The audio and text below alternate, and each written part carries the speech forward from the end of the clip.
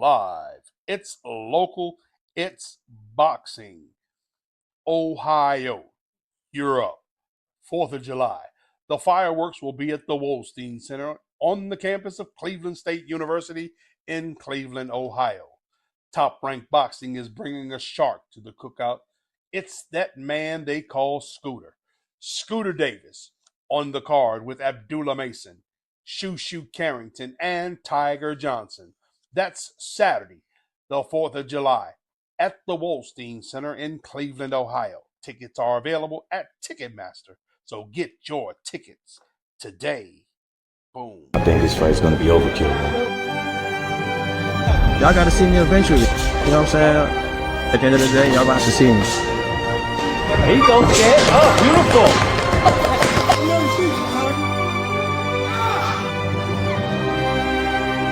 We ready.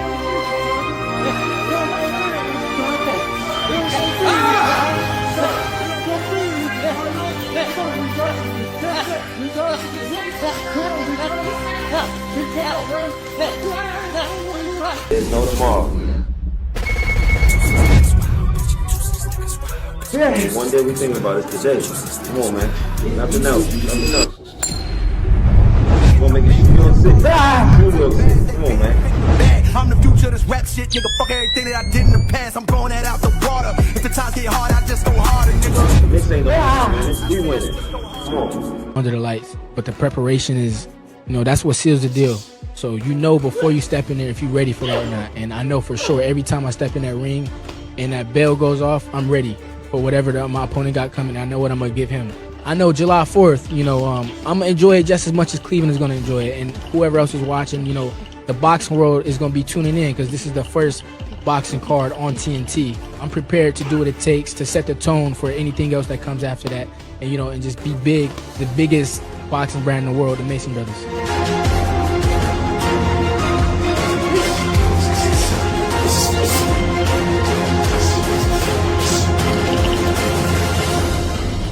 Winners win. It's over. There he's done it again. I'm going to fight. This kid is a superstar. I'm going to work. I'm going to press toward Albert, the Prince. I'm going to do everything in my power to become a victor and not a victim. This here is all about my wife, my kids, the life that I live. Through the night, I was his. It was right what I did. My ups and downs, my slips, my falls, my trials and tribulations. Still undefeated, Chris Albert Bell.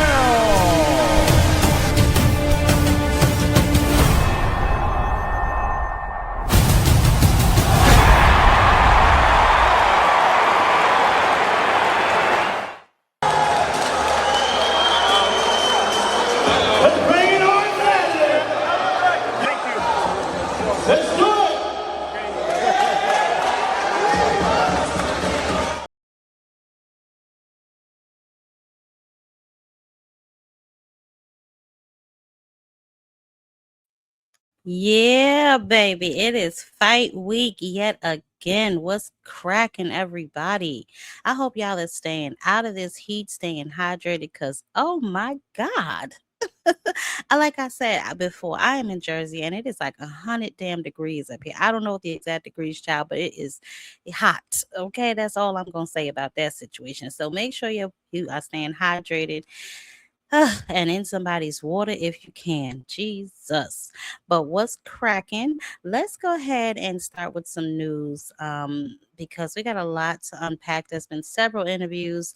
I want to go over the press conference that took place yesterday and just some things that I saw that I wanted to give some commentary on. It is just a lot of foolishness. I don't know why these people act the way they do. Anyway, let's go ahead and get into the news first, okay? Like we always do, give y'all what's happening, and then we'll talk about some of the upcoming fights, some of the things that I see that's going on that's like, get it together. But first, let's go ahead and celebrate, okay? Joe Frazier.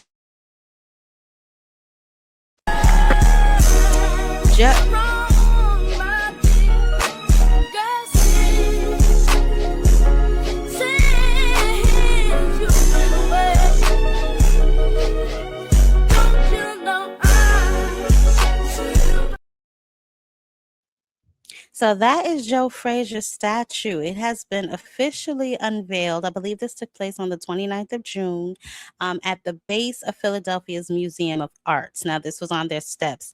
This statue actually replaces the Rocky Balboa statue.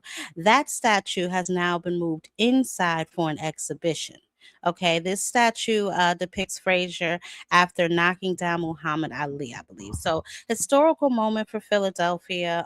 They've been winning, okay, just been winning. Okay, Boots brought home 2 belts. Now we get the unveiling of Joe Frazier's statue on the steps of the museum. Amazing, amazing, amazing. So shout out to Philly. Y'all have definitely always been known as pretty much the mecca of boxing anyway. So I think that is amazing. So shout out to Philly. Shout out to Joe Frazier's family. And to all them Philly boys who's doing what they do out there. Let's see what else we got going on. Cause baby, they got a lot going on, honey. Mother felt like she was catching carpal tunnel trying to get all this stuff together. I was like, what in the heezy for sheezy? Okay, where am I going next? And shout out to everybody in the building. Y'all make sure y'all smashing the like button as y'all come through the door. I will be live again tomorrow, probably before the fights, because these cards be, listen, I don't know what they be having going on, but these cards be going on a little too late for mothers. So I will be live before the fights where we can all do our final predictions on each of the fights. Abdullah Mason, Shushu, Scooter Davis is also on that card. We know Tiger Johnson is on that card. So we can go into a little bit of detail. We're going to talk about the main event in a little bit, but we can definitely talk about the remainder of those fights as well tomorrow before the fights come on. So something else I saw that I wanted to talk about. Marat Giyasov has been officially elevated to full-fledged WBA champion, right? Now, obviously, this is following Usyk's decision to vacate his heavyweight titles. Now, he claimed the WBA regular title back in December in Dubai. This was after his stoppage victory over Kabrat Puliev, right? He was supposed to make his title defense against Tony Yoka in Moscow. However, Yoka has been withdrawn from the fight due to a back injury. Okay, so it looks like he won't be making this title defense right now. Okay, who knows if they're going to find him a different opponent or if he's going to wait to see what happens with Tony. We don't know. But as of right now, like I said, he has been elevated, but there is no title defense just yet. Right. So shout out to him for the elevation. And then, there's been several elevations. With all them damn belts that Usyk had, there's been several. We know that Ajit Caballel, he was recently elevated after Usyk dropped his WBC heavyweight belts, right? He will also have his first title defense within 3 to 4 months. We know he wanted to actually fight Usyk for the belts after his successful fights against Madimov, Frank Sanchez, Zilly Zhang, and then his most recent win over Kanba, right? So we know that he wanted to actually fight for the belt, but unfortunately he got elevated instead. And like I said, he is looking to make his title defense within the next couple of months for that belt. So hopefully we'll see him back in the ring soon as well. And then another fight that is coming as a result of Usyk dropping his belts. Frank Sanchez versus Moses and Tamu has been ordered by the IBF. Now, we touched on this Tuesday. I told y'all this was the order, but Moses is scheduled to face Herkovic in August. But given that Usyk once again has dropped all those belts, the sanctioning bodies, we know they probably in a rush to kind of get those fees back up and running, right? And they're looking to put those belts back in somebody's hands. So we shall see, what takes place with all of that. If is going to still fight in August or if he's just going to move to his ordered fight against Frank Sanchez. I think that's actually going to be a pretty good test for Ntamu, but we shall see. We're going to see what happens. moving forward, what they decide to actually do. Speaking of other elevations, right? Tim Zoo has been elevated to the number one contender spots in the WBO, the latest junior welterweight ranking. Now, his most recent victory comes by UD against Anthony Velasquez back in December of 2025. And then in April, he beat Dennis Nerja, right? And we know he's due to face EJ in July. And speaking of EJ, it appears as if he did not make the virtual face-off that they were supposed to have. So let's real quick take a listen to that. The section where we were meant to cross the United States to talk to Errol Spence, but we are just hearing now that despite a number of phone calls and this time being booked with Errol, he has not jumped on, and it appears he will not be joining us for this chat. Tim, your immediate reaction to that? Well, we've been waiting, 45 minutes now. I missed out on sparring today. I had to change it up for this to be. So I'm not sure if that's a good thing or he's playing mind games or what the case may be. But it appears that as if he just didn't, I guess, answer the phone for their virtual meetup or whatever the case may be. I hope that everything is okay with him. I hope he's not getting cold feet and does decide to continue on with the fights. So I'll keep you guys posted on what's going on with that. Now, David Allen versus Thomas Carty. They are going to be on the Katie Taylor farewell fight card September 5th at Clark Park in Ireland. Okay, there's a few other fights on that card as well. And as the date approaches, obviously we can talk about that more. But I've told y'all this already, that Katie Taylor is retiring. This is going to be her last fight, and she's trying to do it big. I'm glad that she was able to get Clark Park, because I know that's where she said she wanted her dream fight. So I'm glad that she was able to get that venue locked in for her farewell fight. And she's earned it. To Katie Taylor, she's an Olympian. She's been fighting for quite some time. Definitely a strong resume with 3 wins over Amanda Serrano, 3 hard fought wins too. Amanda Serrano definitely didn't lay down in any of those fights. So shout out to Kaylee Taylor and, her last fight coming in September. Now, child, I don't know what in the hell is going on, but this is a development because I've covered this piece quite some time ago. Floyd Mayweather, that he's been hit with another felony charge over I think it was $200,000 watch. Now he has 2 felony charges in Clark County, theft involving property valued at more than $100,000, and passing a check with intent to defraud. Like I said, we talked about this. This is just a development. It stemmed from that purchase of that watch from Gold and Beyond, which is a retail boutique. Right. So obviously I told you all as well that his fights have been canceled. Okay. All of them. Right. The one that he had in Germany, the one he had against Mike Tyson, and the one that he had with Pacquiao. All of those fights have been canceled or postponed until further notice. I don't know what's going on with Mayweather. I know that he, has recently done some interviews where he's trying to say that, it's some sort of smear campaign or something going on with him. I don't believe that to be true. Where there's smoke, there's fire in certain situations. And this has been happening for quite some time. This isn't the first news story that we've heard about Floyd Mayweather owing money or, purchasing items with bad faith, things of that nature. The apartment building we talked about previously, the jet that he owes money on, the jewelry, the nightclub. Now he's being sued for child support. I remember last year the girls that worked at his gentleman's club went on strike because they weren't getting paid. So this has been going on for quite some time with Mayweather. This isn't a new development or a new news story. It's just development, right? It's just more and more and more are being put on, the forefront of how he does business. Remember he sued Showtime, and Espinoza a couple months back. I did a video about that too. So I'm not sure what's going on with Mayweather. but it just appears as if he's not making smart financial decisions, or maybe he's just not as liquid as he once was, because we know when you're spending money at that rate, but you're not making that money at that rate anymore, that can put a dent in your wallet. You know what I'm saying? It doesn't matter how much money you got. If you're spending it without bringing anything in, that account will start to deplete or at least look a lot different than it used to, right? And I know a lot of people are saying, Mayweather is broke and blah, blah, blah. But be clear, I said this before, his broke is not our broke people.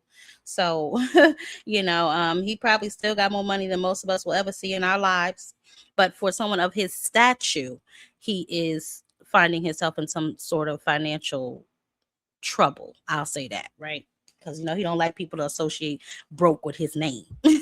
So I won't do that. But he does need to get it together, and that's just what it is. Now, I also saw something else that I thought was extremely interesting, because it's something that I spoke about myself in a video and on my live stream. Teofimo Lopez has come out and admitted that his father had failed him in the Shakur Stevenson fight, right? Saying that he gave him the wrong corner instruction. Well, I would like to take it a step further and say that he didn't give him any corner instruction, right? Anytime, you just hear somebody saying hit him or what happened to your power, things like that, that's not necessarily sound corner advice. That sounds a little more like criticism. And when you're in a fight with with someone like Shakur Stevenson, who is extremely defensive, you have to have a better game plan than that. And I did mention that in one of the videos that I did after their fight. I said if Teal does not find someone else to put in that corner, I cannot see him being champion again. And I'm going to stand on that. I really am, because for him to be in what would be considered one of the biggest fights of his career outside of the Loma fight, right? Because yes, he did get up for Loma. Yes, he did. However, you cannot live on one win your whole entire career and think that you don't have to improve, or think that, another fighter can't get in there and give you some sort of work. I feel like, yes, his father did fail him, but you are the boxer, Tio. You should have reached out to someone else for additional help. One thing I will say about Bill Haney, he's always in Devin corner, but he knows how to go get some help from somebody else if he needs it for his son. You know what I'm saying? I think that's what separates him from a lot of these other dads too. He will go and get somebody else to help train his son, because he knows that he doesn't have the answers, and he knows that some of these ex-boxers and some of these other trainers who have real experience will be able to provide his son with better ring instructions than he can.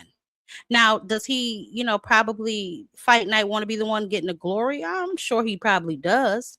But to do the work and actually prepare his son for certain fights, Bill goes and gets other trainers. I mean, he's a fool, but he ain't stupid. You know what I'm saying? So I think that Teofimo needs to really, assess his situation and what he wants out of his career moving forward. And maybe it's time to have that hard conversation with his father.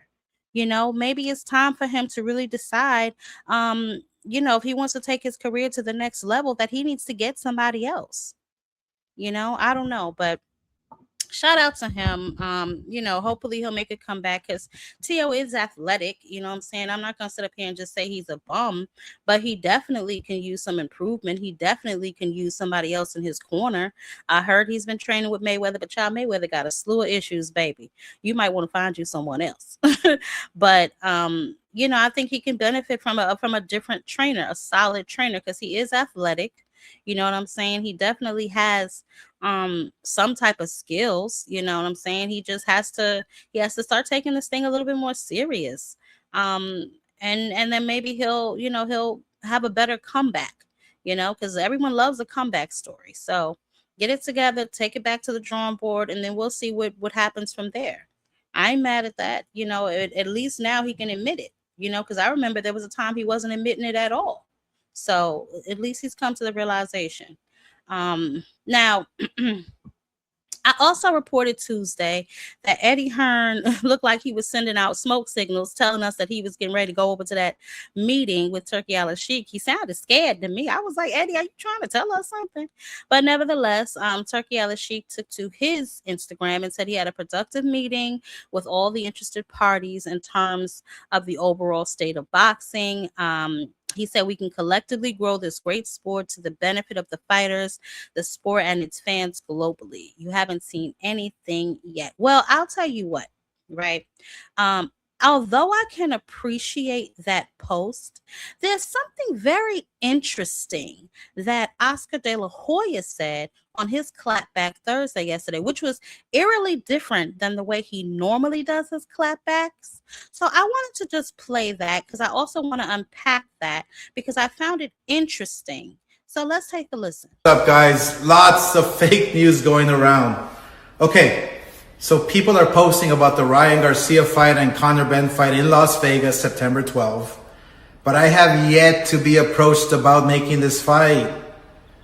We signed a 2-fight deal for Ryan with the Saudis last year.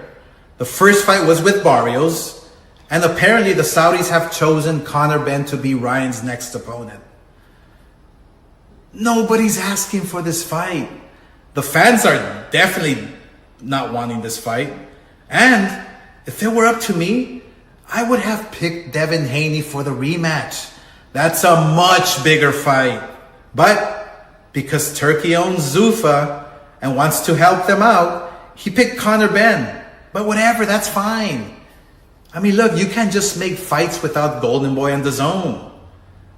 I know Paramount wants the Ryan fight on their network because their regular Zuffa fights do a few thousand views. Oh, I can't imagine how fucking disappointed Paramount is. Well, hold on. What's up, guys? Lots of fake news going around. Okay, so people are posting about the Ryan Garcia fight and Conor Benn fight in Las Vegas, September 12th. But I have yet to be approached about making this fight. We signed a 2-fight deal for Ryan with the Saudis last year. The first fight was with Barrios. And apparently the Saudis have chosen Conor Benn to be Ryan's next opponent. Nobody's asking for this fight. The fans are definitely not wanting this fight. And if it were up to me, I would have picked Devin Haney for the rematch. That's a much bigger fight. But because Turkey owns Zuffa and wants to help them out, he picked Conor Benn. But whatever, that's fine. I mean, look, you can't just make fights without Golden Boy and DAZN. I know Paramount wants the Ryan fight on their network because their regular Zuffa fights do a few thousand views. Oh, I can't imagine how fucking disappointed Paramount is. But there are contracts in place. You can't just do whatever you want here in America. There are laws and legally binding contracts. Turkey and Salah, you can't call up any fighter you want and make a fight. You can't put fights on any network you want. That's why you're getting sued left and right. It's why you wanted to call a peace meeting with Frank and Eddie over a war that you started. And by the way, you left me, Al Heyman, and Bob Arum out of your peace meeting. And guess what? We control the US market. Bob Arum said the other day he thinks your brother, Dana White, is a cancer in the sport of boxing. And everyone agrees he's terrible. All he does is fuck the UFC fighters. And you want to replicate that model in boxing? You think that's a good idea? I mean, come on, dude. Oh, and Uncle Fester, fuck you. And don't forget to give me a call about Ryan Garcia. Because guess what? You fucking legally have to. Remember, kids, you're never a hater if you only speak the facts. Oh, and happy 4th of July.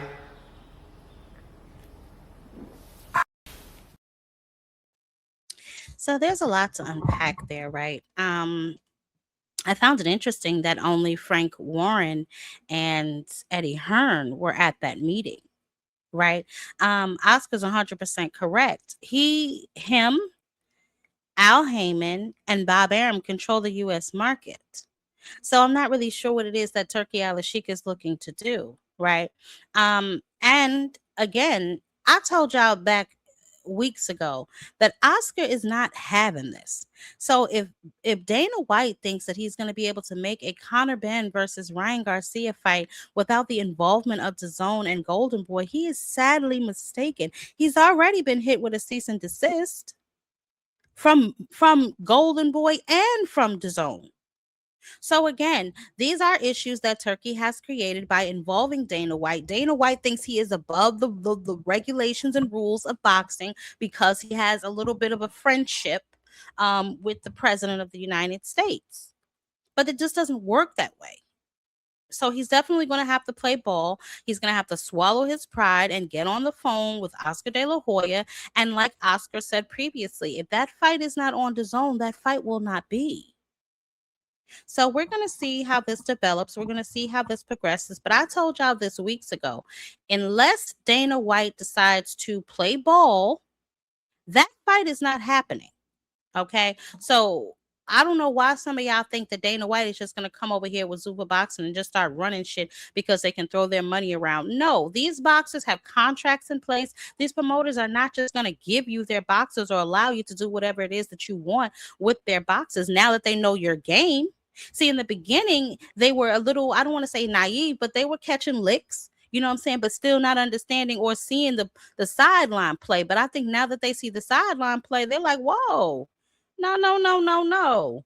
We ain't doing this. Now you got to go through the proper channels to get things done. Because you already showed your hand. This is why you called that little peace treaty, right?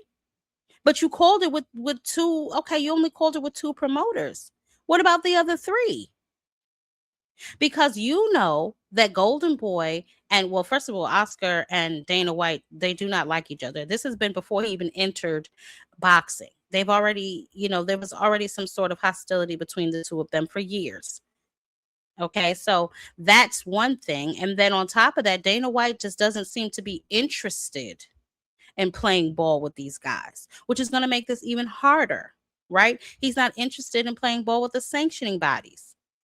So we're going to see where this goes.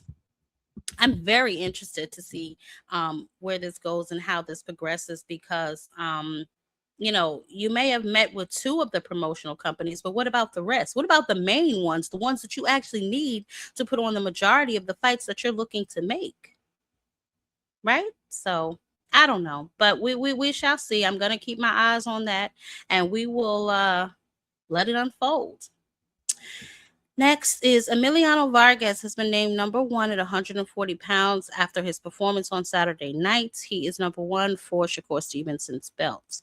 Now, I do not suspect Shakur Stevenson will be fighting Emiliano Vargas. If we're being honest, I don't think Emiliano Vargas is ready for Shakur Stevenson, although I believe him to be the best of the Vargas brothers. I just don't know. He probably needs a little bit more seasoning in order to get in there with Shakur Stevenson. A lot of these guys think that their style will be the kryptonite for Shakur. I'll tell you what.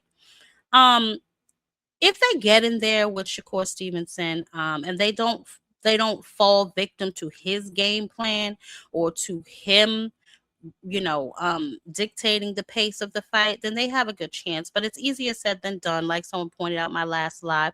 Yes, it is, but it's not said that it can't be done, right? And I know a lot of you, well, who's beating him, Jab? Nobody to this point, and that is 100% correct. But I don't think that it's for lack of trying or because he's that skilled. I just think that they get frustrated with him because, he doesn't engage much. We know that he kind of has still an amateur style, you know what I mean? Where it's like point, and back up out the back door. But somebody who has high ring IQ and some real skills, they'll be able to, in my opinion, get Shakur up out of there. But again, it is easier said than done, so we shall see. But I do not think that Emiliano Vargas will be Shakur's next fight. We don't know who is going to be Shakur's next fight. He is a champion. I don't think he has a mandatory due for maybe a couple of months yet still. He did have a fight in January against Teofimo Lopez where he took all of Teo's belts. We just covered Teo and his crying. So we shall see what Shakur decides to do moving forward. But if I'm being honest, he does need to select a dance partner, right? You fought one time this year, and that was at the top of the year. Here we are in the summer, almost the middle of the summer. So get it together. All right. And we'll see, I guess, who he decides to select as a dance partner moving forward. I know he was in talks with Devin. And then, he had some back and forth going on with Tank. I don't know what he got going on, but he need to get something shaken. Okay. I know we talked about all of the vacant belts at heavyweight, but here are some of the title holders. So we know we have Caballero, we have Giasov, and then we have Du Bois, right? And then the IBF is vacant, which is what they're going to be fighting for. This, Lord, where's that damn thing? That's what they're going to be fighting for. Okay, so we shall see, and then then everybody in that division will have a belt, and then hopefully we get some unification fights coming down the pike early 2027, at least the first quarter or mid quarter or something like that, for some squabbles. Now, listen. As far as the upcoming fights, we know obviously July 4th. We have the Abdullah Mason card. I thought I put that in here. I am always forgetting to put that baby card up in here. Well, it's Abdullah Mason versus Albert Bell. You have Shushu Carrington. Hold on, y'all. I don't know where the hell that damn card went. I thought I loaded it up. I can't stand when I do that. My apologies, y'all. I just can't stand it. I can't stand when everything is not together. Nevertheless, we got the Abdullah Mason card. Obviously, we know. At least let me pull the doggone thing. Let me tell you something. I cannot wait to find something other than StreamYard to work with, because when I tell you this shit getting on my nerves, I can't even stand it. I literally can't stand it. It's just StreamYard just be doing so much sometimes for absolutely no reason, and I just don't get it. Like I mean, what's the real issue here? Ridiculous. All right, at least let me pull the damn thing up, because I want to be able to give y'all a visual. Y'all know I like my little visuals. We know that he was supposed to be fighting Joe Cordina, but Joe Cordina's having some passport issues. Let me see. What can I say here? Boy. I don't know why I don't know that boy named that Shushu is fighting. Oh, here it is. Okay. Well, first of all, this ain't the whole damn card, but y'all get it. The July 4th card, we're gonna talk about that because I want to go over the press conference too. But the full lineup for that event, we have Shushu Carrington versus Renee Palacios. Okay, then we have welterweight Tiger Johnson and Christopher Guerrero. Tiger Johnson to me has been getting better. I know a lot of people don't agree, but I think he's been getting a little better. I saw he's been working out too with Bomax, so that could be a good thing for him. You know what I'm saying? We have Derek Davis. Obviously, we know it's Scooter versus Carlos Ramos. And then obviously the headliner is well, no, I'm sorry, not the headliner. We have Abdullah's brothers making their debut on this card, right? Abdurrahim Mason versus Alvaro Cabral. And then for super featherweight, we have Ibrahim Mason versus Eric Hanley. So we have all three Mason brothers on this card. Which is, I think this is their pro debut. I think I heard Abdullah Mason say so. No pressure, but maybe a little pressure. And so that's the card on the 4th, and we're gonna get into that in a little bit because I want to talk a little bit more about that card. We have the EJ fight card, which Earl Spence versus Tim Tszyu. As I heard right now, that fight is still a go, even though he didn't show up for their I guess online press conference. But that fight is still on the books, from what I can understand. On the undercard, we got Jamel Charlo versus Cody Masvidal, and this is Jamel Charlo. He's coming back 3 years off the couch. He was never beaten at 154 pounds. So, he just was made champ in recess, and then, all his belts were dissipated. So he's never been beaten. Okay, and then we got Stephen Coolboy Fulton versus Liam Wilson.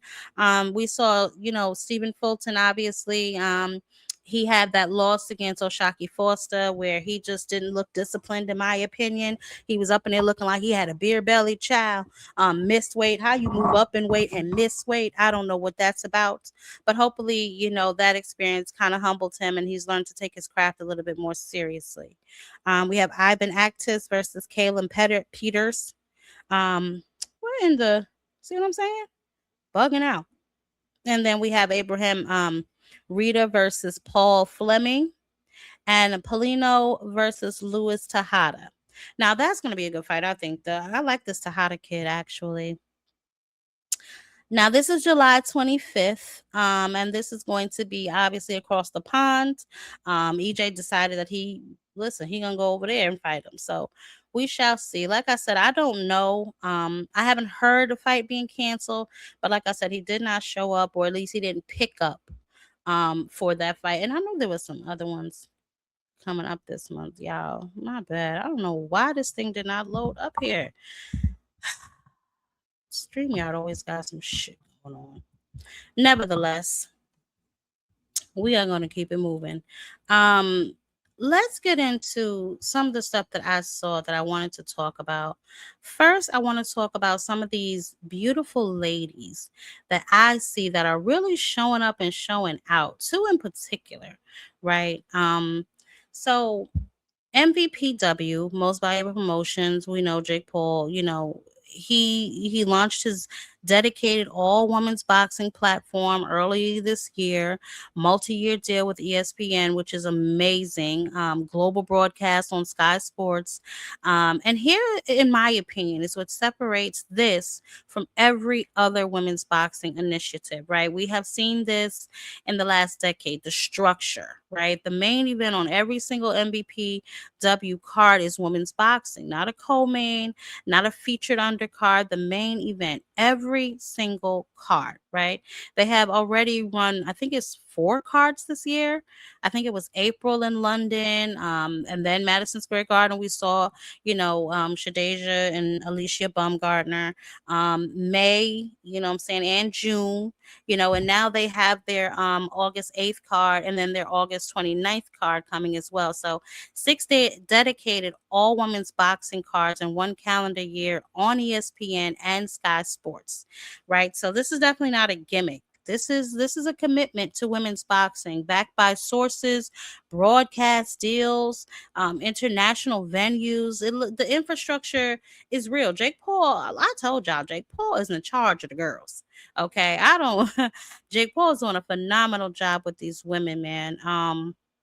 This matters to me, not just like emotionally. Women's boxing has obviously had moments before, Layla Ali, Christy Martin, Lucia Riker, you know what I'm saying? But the moments never had a platform, right? Not like this. They never had a dedicated, just, somebody to, I don't want to say like, I don't want to keep pimping them or nothing like that, but I just feel like they've never had a dedicated infrastructure, right, that existed between those particular moments. That developed talent consistently, that created a calendar of events. You know what I'm saying? We can organize time around that, give young fighters a structure, a promotional ladder to climb. And I'm going to talk about 2 of those particular fighters that I see that I think are going to be stars real soon. Right. MVP is the real first attempt in the history of the sport to build that type of infrastructure for women, and then you have Amanda Serrano, what I'm saying? The deal obviously is anchored around her. She's like the face of MVP, she gives it its legitimacy. Because, when people know that Amanda Serrano's in the building, they know that there's a standard in there. I told y'all, she is my GOAT. Y'all can have that other one. But to me, Amanda Serrano is the standard, right? But there are two women that I've been watching a lot of lately, and I found myself checking for more than any of the other ones. Not to say that I don't really like them, or not to say that they're not good as well, but just that I have personally been checking for, right? So the first one for me is going to be Leanna Cruz. Right. She's beautiful. She's smart. She's funny. I watch a lot of her Instagram. I'm like, oh, this girl is crazy. But she to me is amazing. Her backstory is amazing. I'm actually going to try and get her on the show soon, actually. But I wanted to talk a little bit about her, and then we're going to talk about one more as well. But um, just for me, it's her, and we're also going to talk about, where's my other little cutie patootie, my other little baby. She's so cute. Um, Hold on, where's this little girl? Child, where is that child? Oh, here she is. Krystal Rosado. She has been really making some waves. I am super impressed with this young lady, her fighting style, just her courage. We're gonna get into her, but hold on. um, they represent to me, professional boxing, and then the newer generation, because y'all know I'm all about looking for the new, you know. But let's start with Leanne, right? So Leanna Bumblebee Cruz. She is 12-0, I think.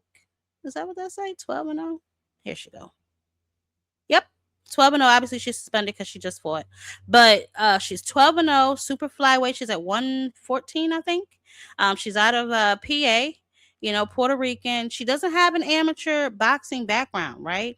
She did not go through USA boxing. She did not compete in the Junior Olympics. She did not spend her teenage years in a gym with coaches mapping out her professional trajectory. She started fighting in bars. This girl started fighting in bars, right? This is, oh my God.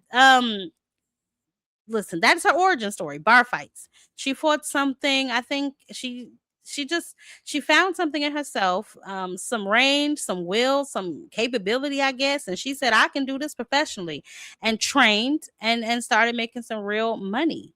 Right. I think that a lot of people could, and the reason I'm saying that, well, I'm gonna make a video about that because this girl's annoying me to death. I'm talking about the other child, not this one. It basically, the amateur system exists to develop like technique and ring IQ and pressure and tolerance and all that other stuff over like years, right? Before you start making money, right? And most women who enter professional boxing without any amateur foundation, they usually wash out within like their first 3 fights, because the gap between, say, bar fighting and professional boxing is pretty big, right? They don't have the footwork, they don't have the defensive instincts, they don't use their ability to problem solve under pressure with a referee and a judge watching. But Leanna Cruz, hold on, I'm gonna play her clip, because this girl, when I don't know what I was watching, it like brought me to her I guess an interview that she did, and I was like, she started in bar fights, so naturally I just started like digging into her. But this girl, as you can see, she had the purge mask on her last damn fight. Jesus Christ. I think that's what really caught my attention, the last one. I know that she's 12-0. I know her promotional company before, I believe, described her in their own words as, just despite no amateur background, she's done well for herself, right? That's the most understated statement I think I read. She is undefeated. She has not just survived boxing professionally without the traditional foundation, she has thrived in it. And, I got to be honest, she looks like she enjoys hurting people. You know what I'm saying? So we got to definitely just shout her out, and make sure y'all following her if y'all are not already following her. This girl is definitely here to stay. You know what I'm saying? She's tough. You know what I'm saying? Most fighters who have that amateur pedigree in their background, they're more supposed to be the ones making these kind of waves, and just basically catapulting to the top. But she is not. You know what I'm saying? She dropped, I think, Ruby Gutierrez. I don't know how to say that child name, twice right, in a decision win. This is her last fight. I think it was June. She just fought last month. So June 13th, if I'm not mistaken. Um, I don't know. This girl, this is a bad girl. That's all I'm gonna say. She what she demonstrates was something to me that's different than a lot of these girls. She assesses the situations in real time. You know what I'm saying? Um, and she makes adjustments. You know, I don't know. I don't know if it's pain tolerance, child, or what she got going on, but she definitely get in there and do her damn thing. Okay, so shout out to her. I definitely am going to be following her from now on. Just shout out to her and everything that she has going on for sure. She's very entertaining. A lot of these girls are getting knockouts in their 2 minute spans. It's just I guess in them. You know what I'm saying? For a lot of these girls who claim that they can't have knockouts or don't have knockouts or whatever the case may be, she's definitely doing what she's supposed to do. This right here is this still Leanne? I think I put them together. I hope I didn't put them together because I wanted to do Krystal separately because she deserves her own conversation too. So let me just pull her up. I thought I put this baby stuff up here. Aw. I didn't. Maybe I'll just do a video about her. But she's another one for me. Krystal, she gets busy, yo. Like I was watching. Was I her last fight? I don't think she was the one who just fought. Oh, no, that was the other child that just fought El Nerf Turan. She's good too. But Krystal Rosario, she is signed to, if I'm not mistaken, Amanda Serrano. And you can kind of tell too, right? Amanda Serrano 49-4-1 with 32 knockouts. She's tied with Christy Martin. She just stopped Cheyenne Hansen. So she's got decades at the elite level. So, her being able to train Rosado, that to me speaks volumes, right?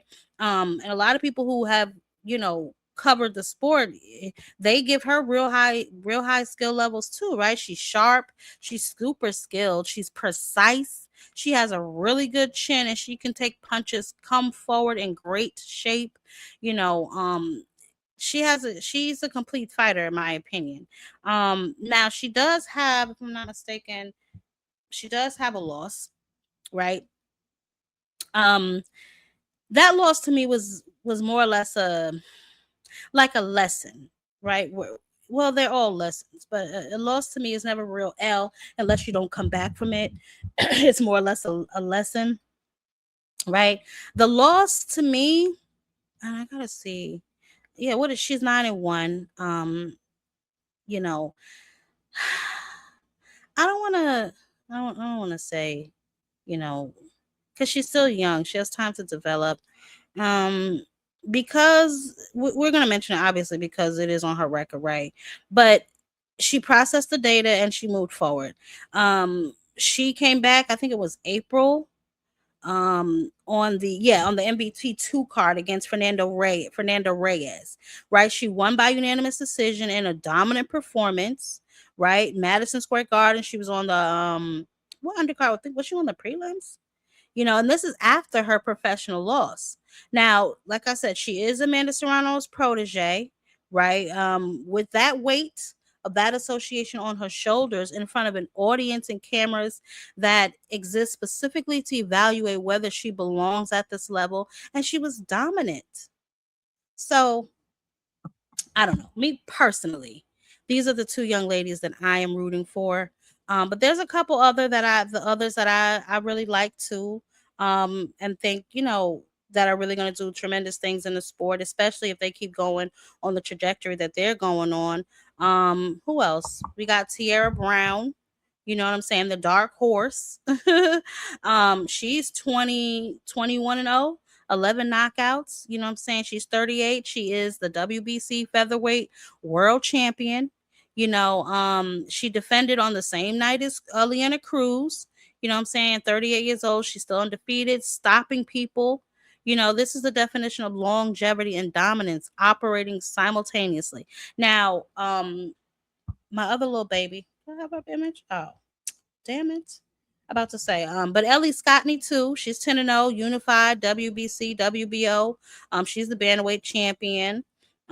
She headlined Madison Square Garden with 2 major belts, and on the 29th in Birmingham, Michaela Mayer against Chantel Cameron. So we got some really good cards coming up this whole summer. Those are just some of the young ladies that I saw that I wanted to kind of shout out, and I don't want to forget her either. Stephanie Horn is pretty good. She may be fighting Caroline Dubois soon. I know that they were in talks for some sort of unification fight. And we also know that Caroline Dubois is interested in making a fight with Alicia Baumgartner after she, I guess, unifies and clears out her division. Then that is a conversation that can definitely be revisited. I personally wouldn't mind that fight in 2027, maybe the latter part of 2027, giving Caroline Dubois an opportunity to unify her division and, make things happen. Because let's be honest, she is a good boxer, but I don't know if she is, ready for a fight with Alicia Baumgartner. And I know a lot of, Caroline hits hard and she does this. Yeah, she's a little wild and aggressive to me, but she is a good boxer. That is a fight that I am interested in, but I don't think that fight is going to happen right now, nor should it, in my opinion. Caroline just got to the States. Let her start making her name over here and really making a big splash and building a buzz on her name off of her own work. Because y'all know I hate when people start building their name off of other people back. I can't stand that.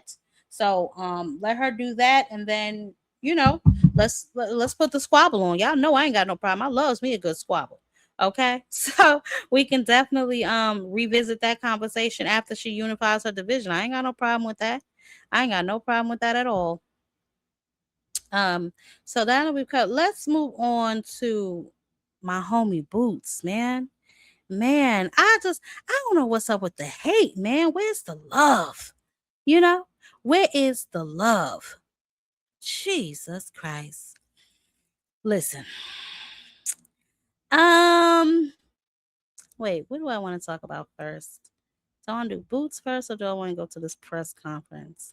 Y'all make sure y'all smashing the like button. If y'all have not figured it out by now, yes, this is a pre-record.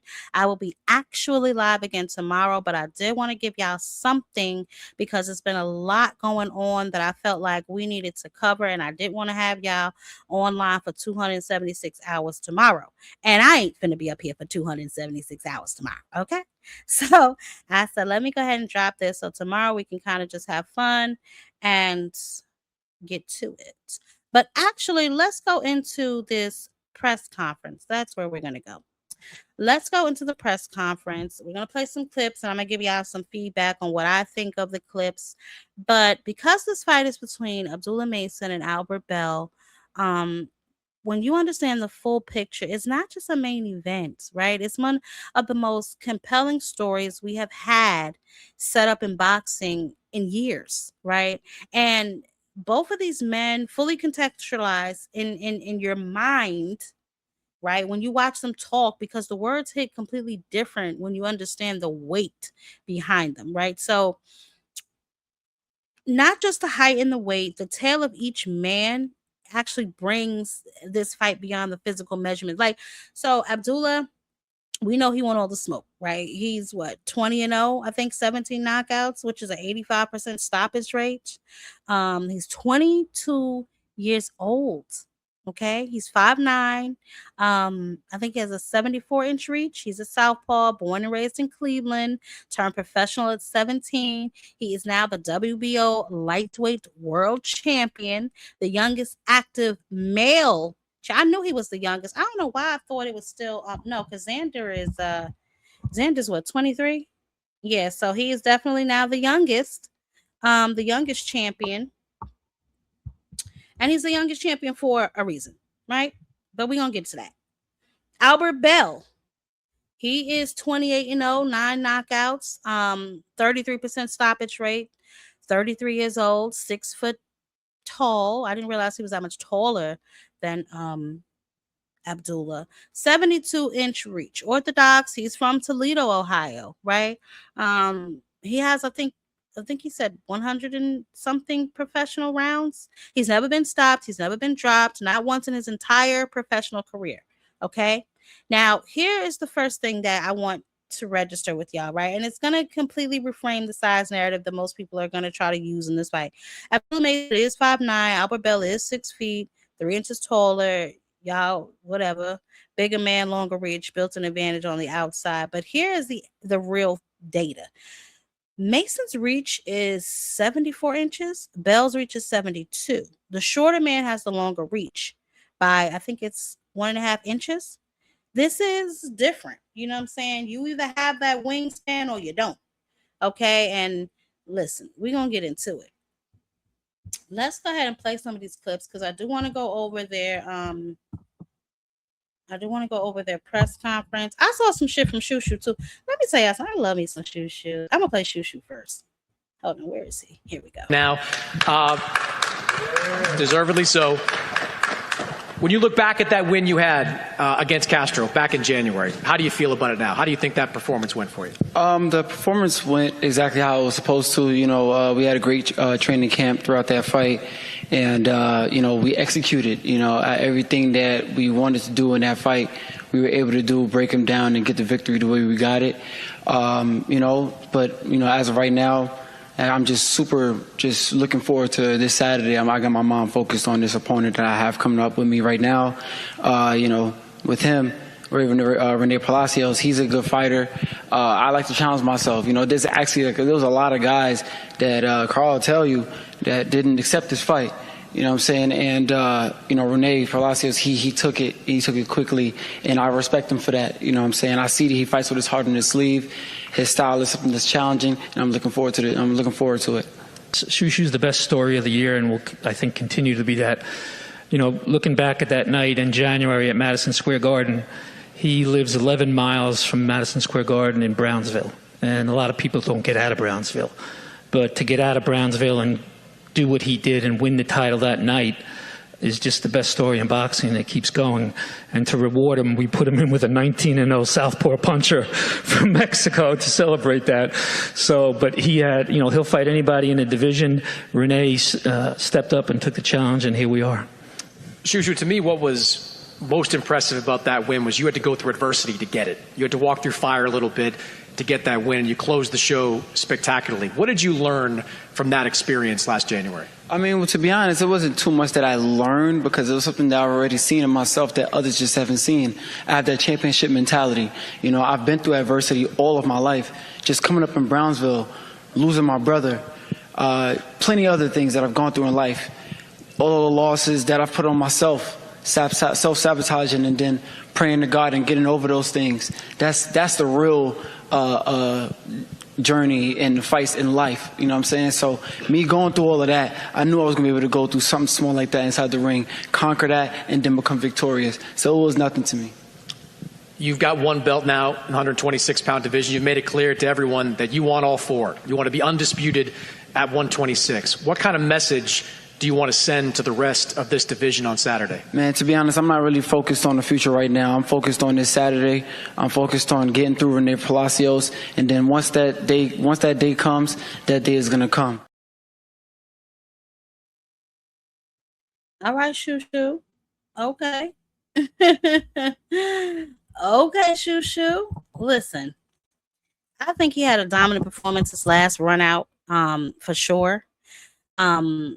I feel like he still needs to step it up just a little bit, right? But he did show some resilience in that last fight, winning that belt. He did get rocked, you know what I'm saying, and came back to finish the guy. So I mean, I was rooting for Shushu anyway. So I think that this is going to be a good fight, but he should go in there and pull it off. You know what I'm saying? He's going to go in there and do what he's supposed to do, as Shushu does. It's the Shushu show, baby. You know what I'm saying? So. Shout out to Shushu. Now, this I found interesting. So I'm gonna play these two clips and I'm gonna tell you each way I think either one of them can win, because I hate when we don't give the opponents of one of our fighters credit, because to me it's like when you do that, it's almost like you're diminishing their win before they get it. Right. And we're going to talk a little bit more about that later because we got some stuff from Boots. He sat down with Andre Ward and, of course, Roy Jones Jr. And they had a conversation about his last fight, which was last Saturday.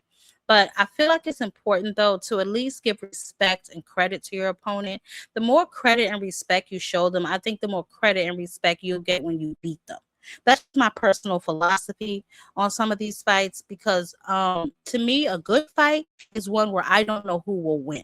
Right. And of course, this as a world champion, is there something a little bit special about that? Hold on, because I was not done. Any person can win. You know, it can be either man's night. One punch can change the trajectory of a fight, and we know that. Right. So I'm not talking about those particular fights. I'm talking about the fights where it's like, ooh, this is a good one. I don't know who's going to win this sucker right here.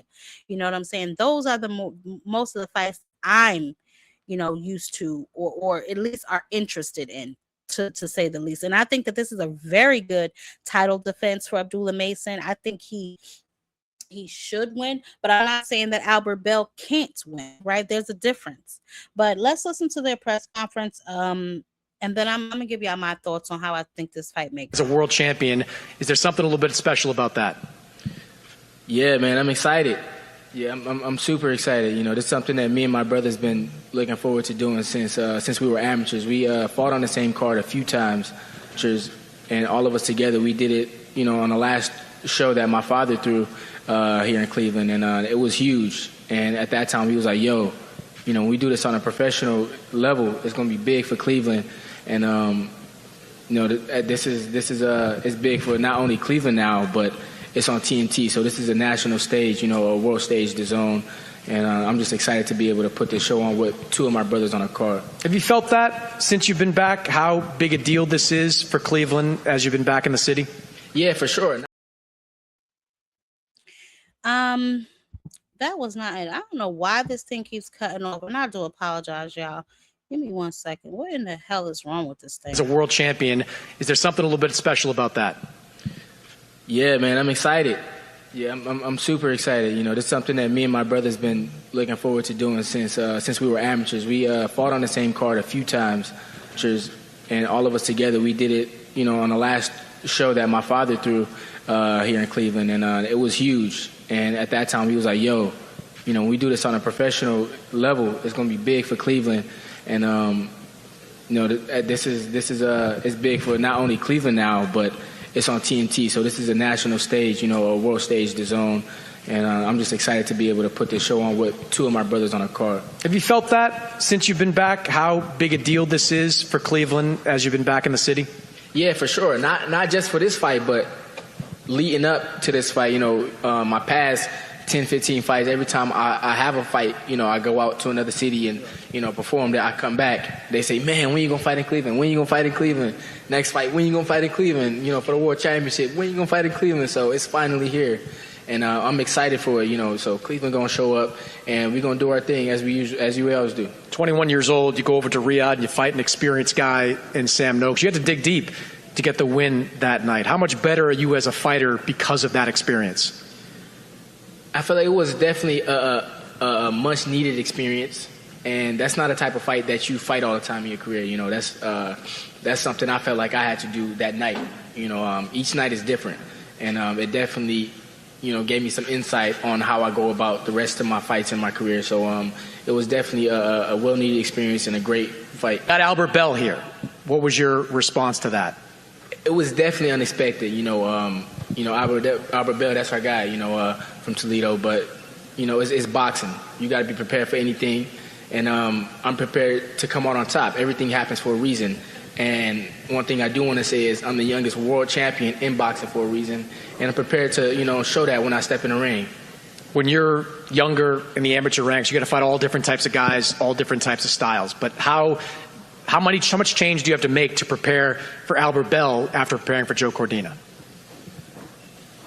I mean, boxing is, it's offense, it's defense, it's IQ, and you got to put it together, tailor it to the person you step in the ring with. So I know that with an opponent switch, I just got to tailor it to the person who's across the ring from me, and that's Albert Bell. It sounds weird when I say it now, but it's Albert Bell. So fight night, I'm prepared to do what I got to do to come out on top. So how do you expect this fight to play out? We're going to see Saturday. Make sure y'all tune in. It's going to be definitely an exciting fight show. The first time boxing has been on TNT, And me, my brothers, you know, everybody, Tiger, Shushu, we ready to get it on. You're going to be ringside watching your brothers? You're going to be able to, how do you handle that? How do you handle that dynamic? This is the first time it's happened in the pro, so I don't know exactly how it's going to go, but we ready to all step in there and come out with a dub. All right. Well, good luck to you, Abdullah. Yes, honey. Good luck to Abdullah Mason. I'm going to play Albert Bell too, but I just want to say something. I don't know how Abdullah, you know, he became the youngest world champion at 21 years old. I'm sorry, I thought he was 22. He's been stopping people at the rate that the lightweight division has not seen in years. 17 knockouts and what does he have? 20 fights means he's finishing his opponents at a rate and a pace that makes him, you know, in elite company, right? His last 3 stoppages came in round 2, 4, and I think 5. The Sam Noakes fight where he won the WBO title went all 12. You know what I'm saying? That was the fight that showed us that Abdullah Mason can handle adversity and go the full distance. But here is what I want y'all to pay attention to. He's never been tested by an opponent with Albert Bell's combination of size, experience, ring IQ, and a solid chin. Every man Mason has faced has eventually been stopped or been outclassed. Bell represents to me the first real test of Mason's ability to win a fight where stopping the opponent may not be available to him, right? What does Mason look like when the knockout is not the answer? So it looks like Saturday we're going to find out. And yes, he did go in there and fight Sam Noakes, and I thought that was a good fight too. That was definitely a decent test, but for me, this is going to be the real test, right? The Albert Bell, right? Albert Bell, I don't know, man. Maybe I'm looking too much into him. Maybe I think too much of him. Whatever y'all think, you know what I'm saying. But I think to me, I'm not gonna lie. I'm a little nervous for this fight. You know, I'm sure Abdullah's gonna win, but I'm anxious to see how this is gonna play out. You know. But let's take a look and listen to what Albert Bell had to say when he was asked pretty much the same questions. And he made an interesting comment that I want to talk about. Paul to take on this fight. Albert was preparing for a showdown against Andy Cruz July 18th. What was your reaction when this opportunity came up? It's something that, you know, I called him immediately. And we talked and said he wanted to talk to, you know, his dad about it. He was his head trainer. And, you know, he called me back and said, you know, man, I'm ready. You know, he was in Colorado Springs already. He already, you know, he's been training. And he said, let's go. You know, now if he tells me that he's confident in this, then I'm confident because I know what he can do and others do as well.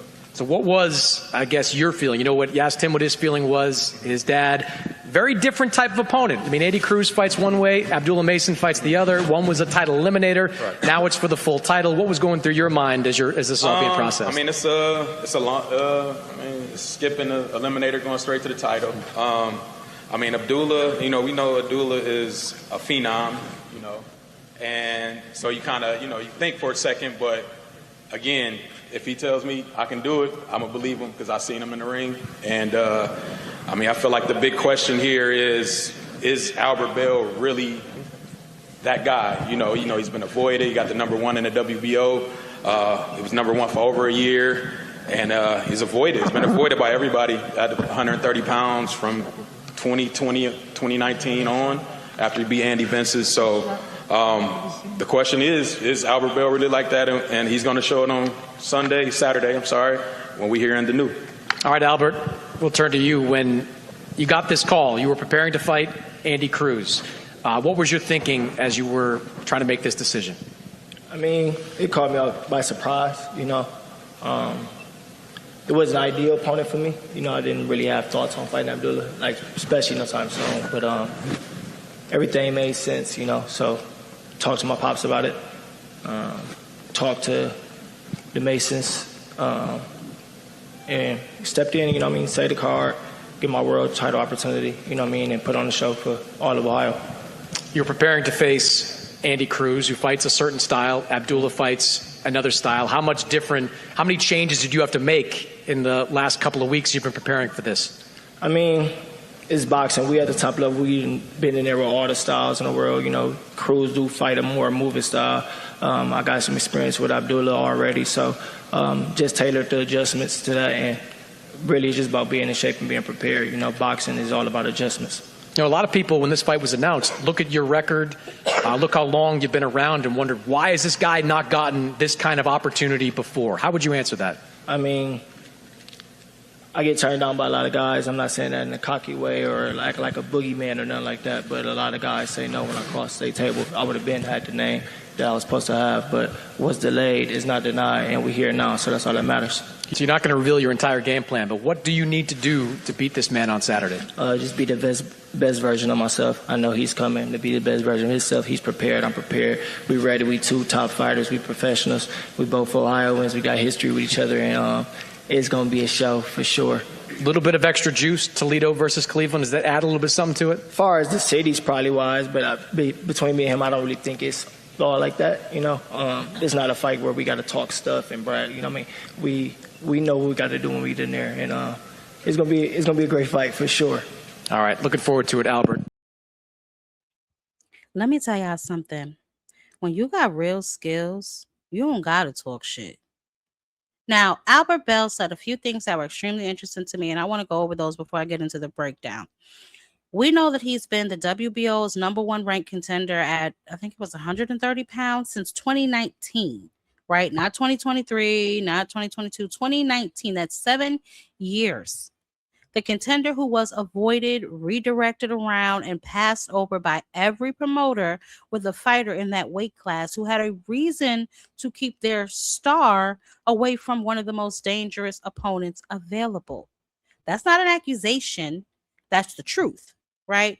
Promoters protect their investments, networks protect draws. All of this stuff goes in with the business, right? The fighter who is most likely to upset those calculations does tend to get frozen out.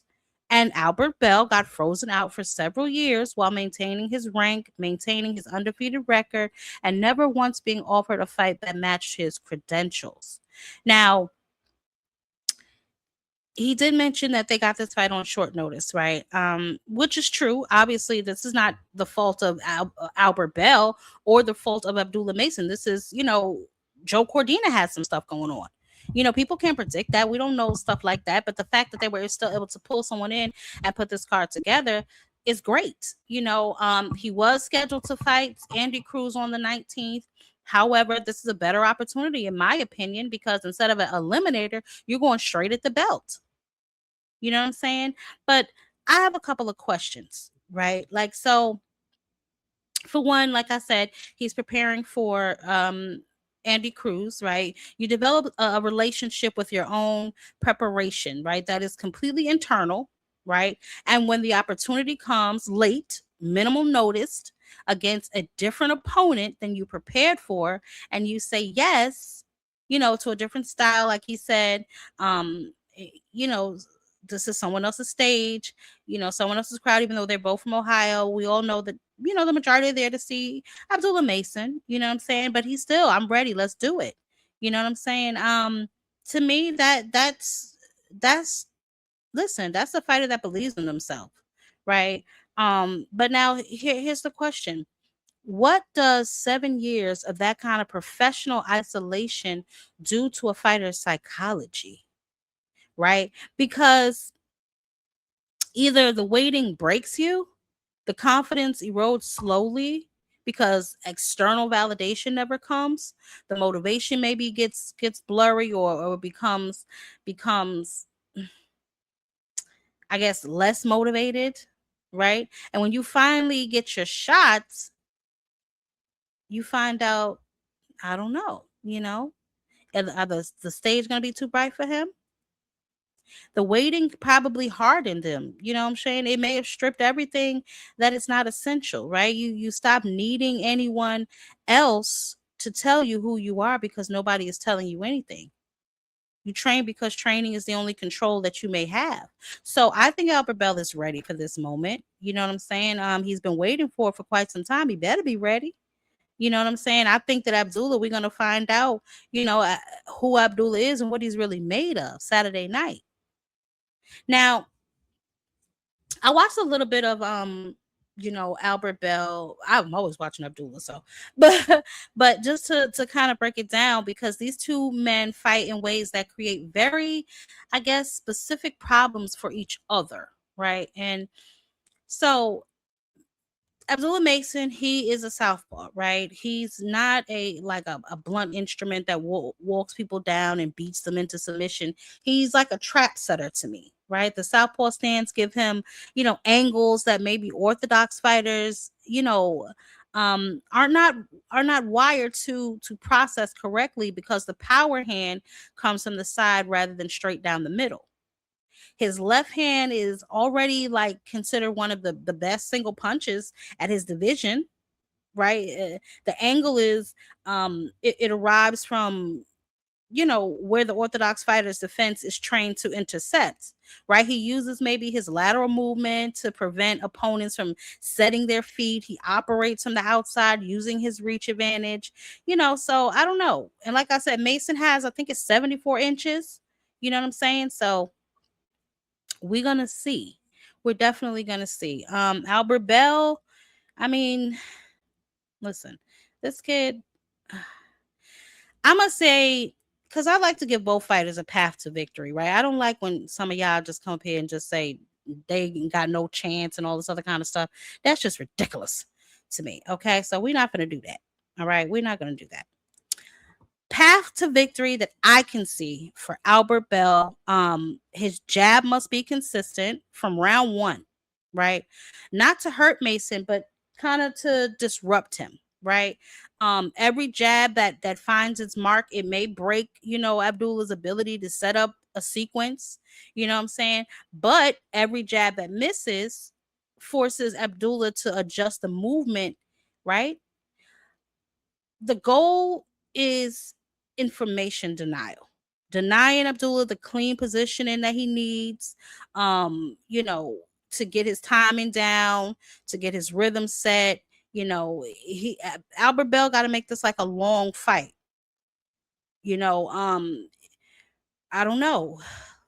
165 professional rounds versus Abdullah Mason. I think he only has like 70 or 71. Maybe becomes the most important thing in that ring that night. Bell, he needs to survive and frustrate through the power, right? And let time become maybe his ally. He needs to go to the body. He has to establish some type of body attacks in the middle rounds, not for like the knockdown, but for the effect, right? That accumulation. Body work in rounds, 4 may show up in round like 8 or 9. You know what I'm saying? It changes the posture. Obviously, it drops the guard. It slows down the lateral movement. It affects some of the breathing. He definitely has to go to the body. And he has to hold it together mentally.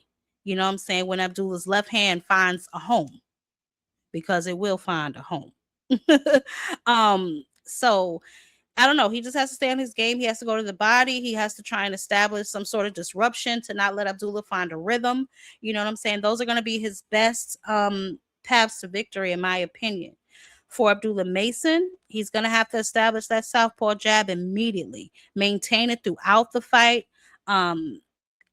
Just as using it, obviously as a measuring tool, right? He'll be able to find out exactly where Bell's head is.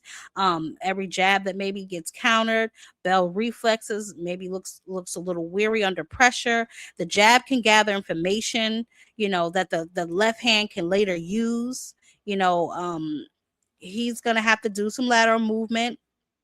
He can't let Bell set his feet. The same thing. You know what I'm saying? Don't let him get into no rhythm either. He's going to have to keep the fight at his pace, not chase a knockout early in the early rounds. You know what I'm saying? Because we know that Abdullah likes to get in there and shake shit up. He likes to brawl sometimes. Somewhere in Abdullah's DNA, he believes that every fight ends before the final bell. Bell's chin will challenge that belief.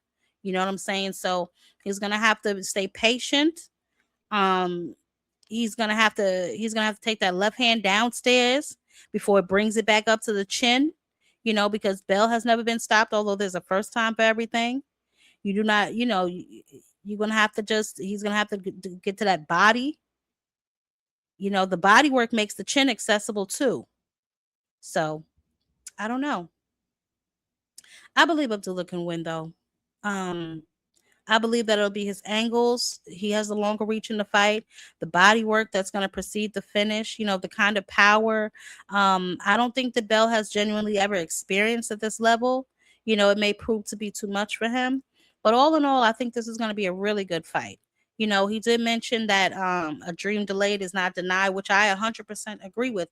That's why I said, he's coming in here with the intent to take this belt from Abdullah. So Abdullah got to be on his P's and Q's. You know what I'm saying? Like I said, I'm going with Abdullah just because I know that he can pull this off and he's special. Abdullah is special, man. So we're going to see. He talked about how a lot of fighters turned him down, which I couldn't find that damn clip that I saw before, but they were talking about how Shakur Stevenson's team turned down a fight with Albert Bell. Not him himself, but his team. I guess at the time they felt that Shakur Stevenson was not ready for a fight with Albert Bell. That says a lot too. You know what I'm saying? But then again, y'all know my thoughts on that, child. So we're just gonna move around. We're gonna keep it where it's at. But yeah, I think that both of them are ready for this moment. They know what this moment is. And so they're both gonna just go in there and do what it is that they have to do. So shout out to both of them, man. I really do think this is going to be a good fight. The whole card should be fire. I predict a whole bunch of knockouts, or at least 2 or 3. You know what I'm saying? I'm not sure about Tiger, but Shushu, maybe Abdullah. You know what I'm saying? Scooter for sure. That's just what we expect them to do. But hell, beat a nigga up for 12 rounds. I ain't mad at that either. You know what I'm saying? So we're gonna definitely see come Saturday night. And like I said, we'll be live again tomorrow, and y'all can come up and tell me what y'all think, who y'all got in this fight, how y'all see this fight playing out. But for me, I see Abdullah taking it. Hopefully it's a good fight either way. And let the best man win. I mean, squabble up. But I would like to say this. For this to be Abdullah's first title defense after becoming the world's youngest champion, male champion in boxing, that says a lot about his team and their belief in him, right? Because a lot of teams, as we can see, would not put their fighter in there with an Albert Bell as a first title defense. So they obviously think that Abdullah is special and think that he has the tools to pull this off. Will they be right? We'll find out tomorrow night. Let's move into boots because, man, first of all, some of this stuff been pissing me the hell off. I ain't even gonna hold you. Okay, let's break down this interview that he did with Andre Ward and Roy Jones Jr.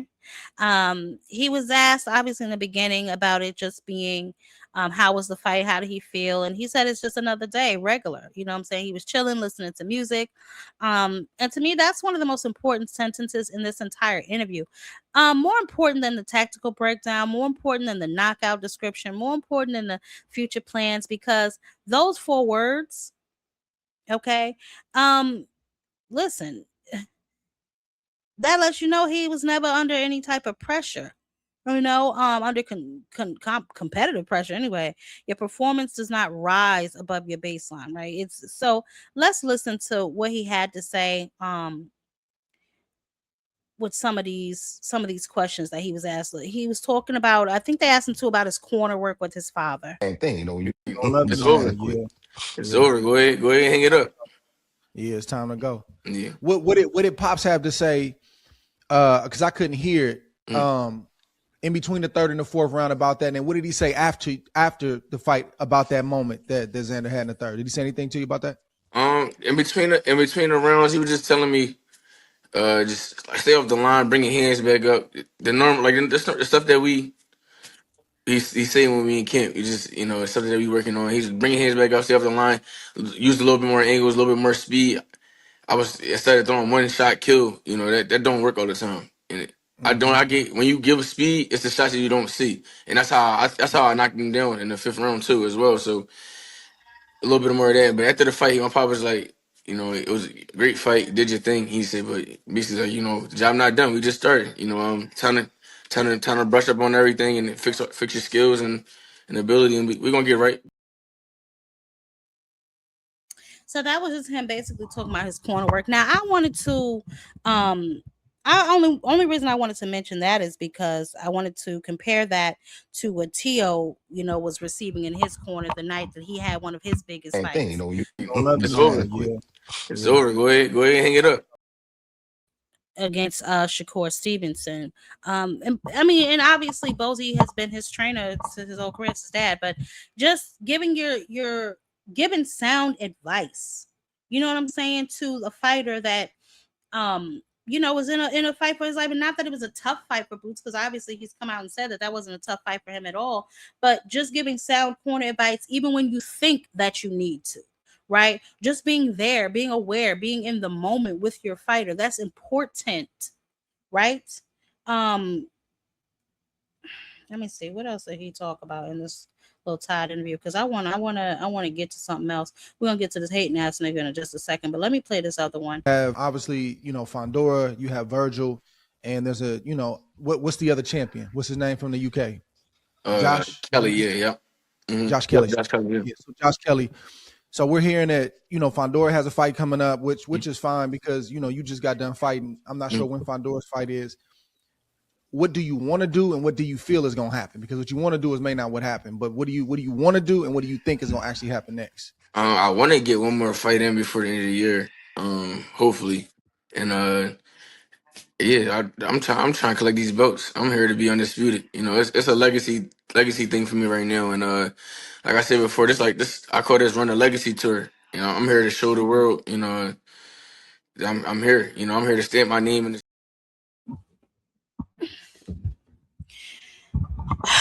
I don't know what in the hell is going on, but nevertheless, obviously we know that Fondora has I guess a fight coming up or something that I saw that he did have something scheduled.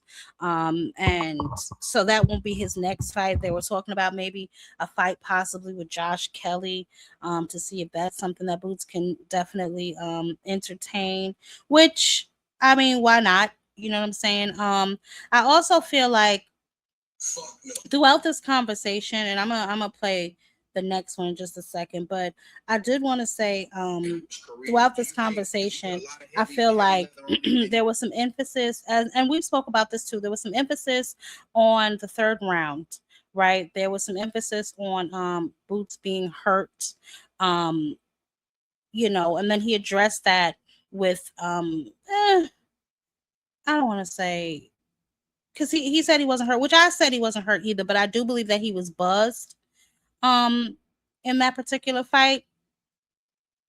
Nobody obviously has to agree with me, but I'm just going by what it looked like for me, what it appeared to be for me. So we're gonna definitely hold on a second, because I don't know where in the world this thing is at, but let me make sure. Oh, here it is. Okay, 1 second, y'all. I'm sorry. I thought I put this at the bottom, but I guess I didn't. Let's see. Career. Do you think, because you put a lot of heavy leather on him and you followed up the way you were supposed to after the knockdown? I mean, the knockdown alone was a brutal shot, but then after that, it's a lot of heavy punishment dished out. Do you think that fight should have been stopped by the referee or his corner in that round? For sure. I think the fifth round, I think he took a lot of punishment in the fifth round. And I think the count was a little slow too. That count, he was counting for a little minute, but I don't know. They definitely should have stopped, because you like he's still a young fighter. You know, he 23 years old. You know, give him another chance to fight another day. You know, them extra 2 rounds might have hurt him.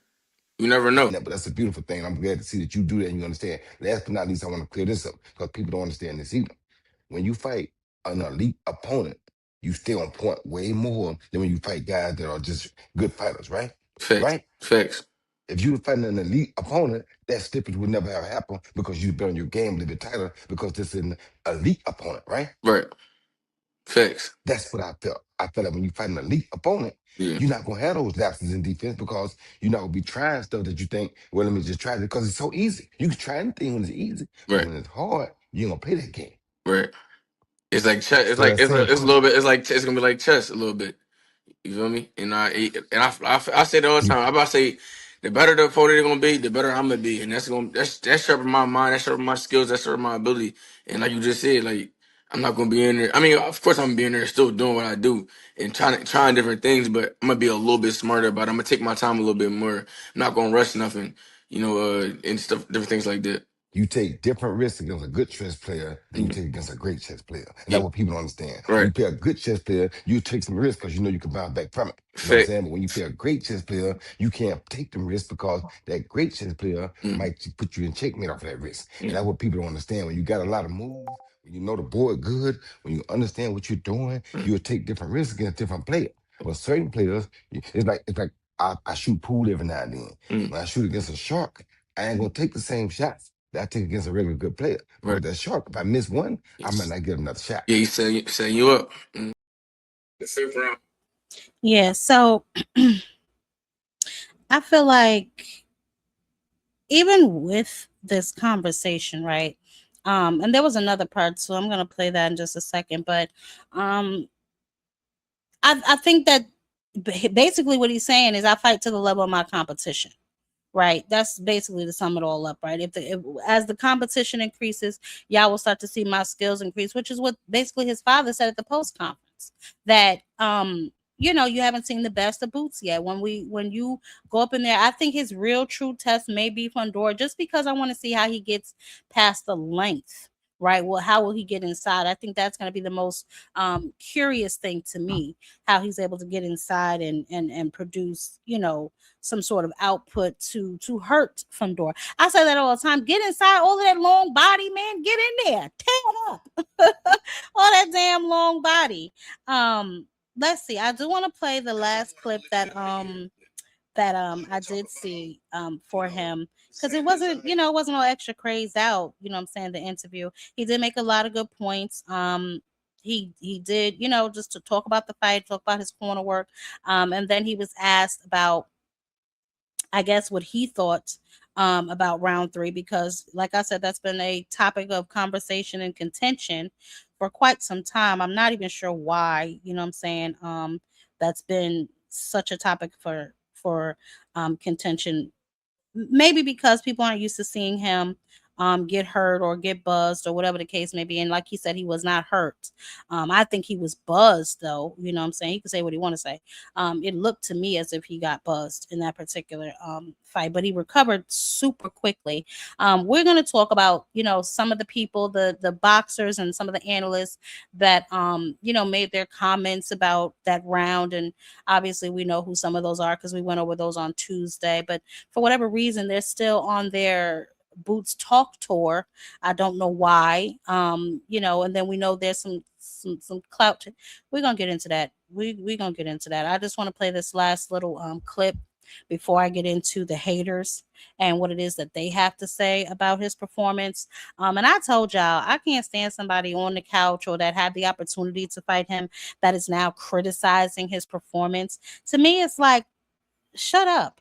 You know what I'm saying? Especially, if you have the opportunity to fight the man and you decided to not fight the man for whatever reason, just be quiet. But let's watch this last clip and then we're gonna move around. Couple more, and I'm gonna let you get out of here. A lot of talk about, Xander Zayas quitting in that 6th round, right?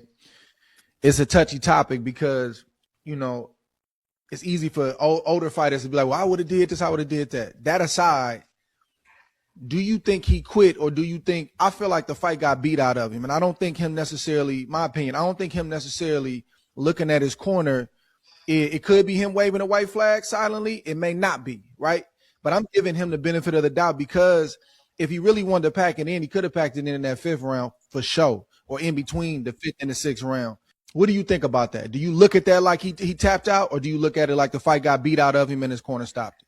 No, I don't think he quit. Like I said, like you just said, if he would have quit, he should have did it in the 5th round.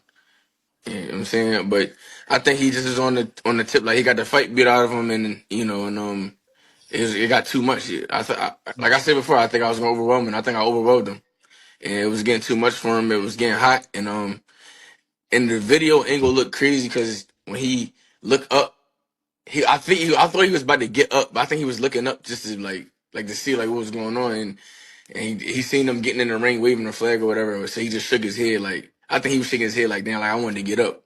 I think he was gonna continue to try to fight.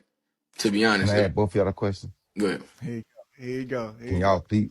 No, I just want to know. I just want y'all to understand because I have Yeah. a hard time understanding. Can y'all explain the difference in quitting and getting the fight beat out of you? Because when the fight get beat out of you, you quit. Yeah. So, can y'all tell me what the difference is? Because I don't get the difference in it. Oh man, no, I mean, it was forced I'm out just of asking me. y'all. That's what I'm saying. Yeah. But you force him to quit, right? That's what beating the fight beat out of you mean. You get forced to quit, right? Right? Right? I mean, y'all tell me. Am I telling y'all? Am I right or wrong? Yeah, you're right. That's all I'm trying to ask. You're Because right. y'all saying y'all trying to make this sound like it's two different things. No, it's not. Yeah. Quitting and getting the fight beat out of you at the same I time. don't think he quit You though. but you I got the don't think fight beat out of him, he so you didn't. had to quit. Yeah. But he didn't wait. But Okay, Roy, let me say this. He he didn't tell the willingly referee quit. nothing. He quit because Listen, he had to. yeah, but he didn't tell the Because he referee had to. nothing. He didn't tell his corner No. nothing. Yeah. They No, he this didn't. No, man he look. didn't. No, he Look, didn't. fighters look at their corner all the time when they get dropped. Sometimes they got cues like, "Hey man, stay down to whatever, get up." Yeah. That man never. Roy, listen. That man never shook his head. He never did. He just looked at his corner. He stood up and then they put Boots. the towel in. Roy. Hey, Boots. When you were chasing for that last shot in the last round, when he was kind of holding his stomach, do you know his body was hurt? Yes. Do you know he was showing you that I don't want no? Do you know Yeah, what for he showing you? I sure. don't want no more. When he showing you that? When he showing you that he don't Yeah. want no more? Yeah. And when he when I show you that I don't want no more? For I sure. agree with that. No, for If sure. I show you I don't want no more, if I show you I don't want no more, what that mean? I do what? I quit. Yeah. Roy just want Simple. everybody See how laid y'all out. want to. Let me tell y'all something. Roy is not having it. Y'all listen. Roy is like mother. Y'all can play word spaghetti all the hell y'all want to. Okay? Y'all can play word spaghetti all y'all want to. I think that Boots, though, in this moment, was still trying to show some more respect. Show respect to Zan Desires. And I listen, I'm gonna show him some respect too, because like I said, he didn't have to take that fight when he took it. You know what I'm saying? Losing his belts, everything on the line, and he took it anyway. You know what I'm saying? So let's just move around, right? We're not gonna do that. But I wanted to address this hating nigga. I want to address some of these comments that were made by one of the retired boxers. If Boots get hurt like he did the last time, Ortiz gonna finish him. Wow. So he gotta tighten up his defense. 10 steps behind you, right? He gotta tighten up his defense. Eddie's, He gotta stop exchanging. I know he's faster than most. He's more explosive than most, but at the same time, he's shown in the past that he can get careless and that he's going out there just to fight, and I don't think when you get higher and higher, that's going to be enough. Eddie said this would be a massive fight, you versus him. Huge. Eddie been talking about that for a long time. But the crazy thing about it is I told Eddie, I said, Eddie, this is before Canelo. I said, Eddie, you keep talking about this fight so much. Put your money up.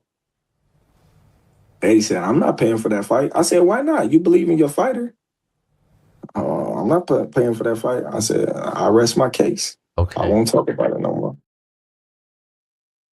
Sit your $5 ass down before I make change.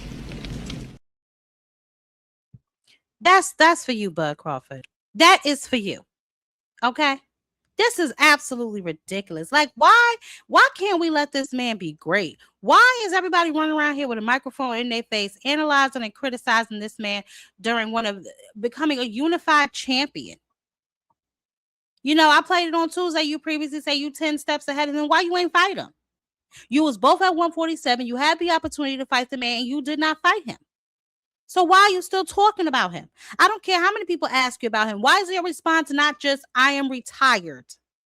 Why is that not your response? Instead, you got to sit up there, low-key hate.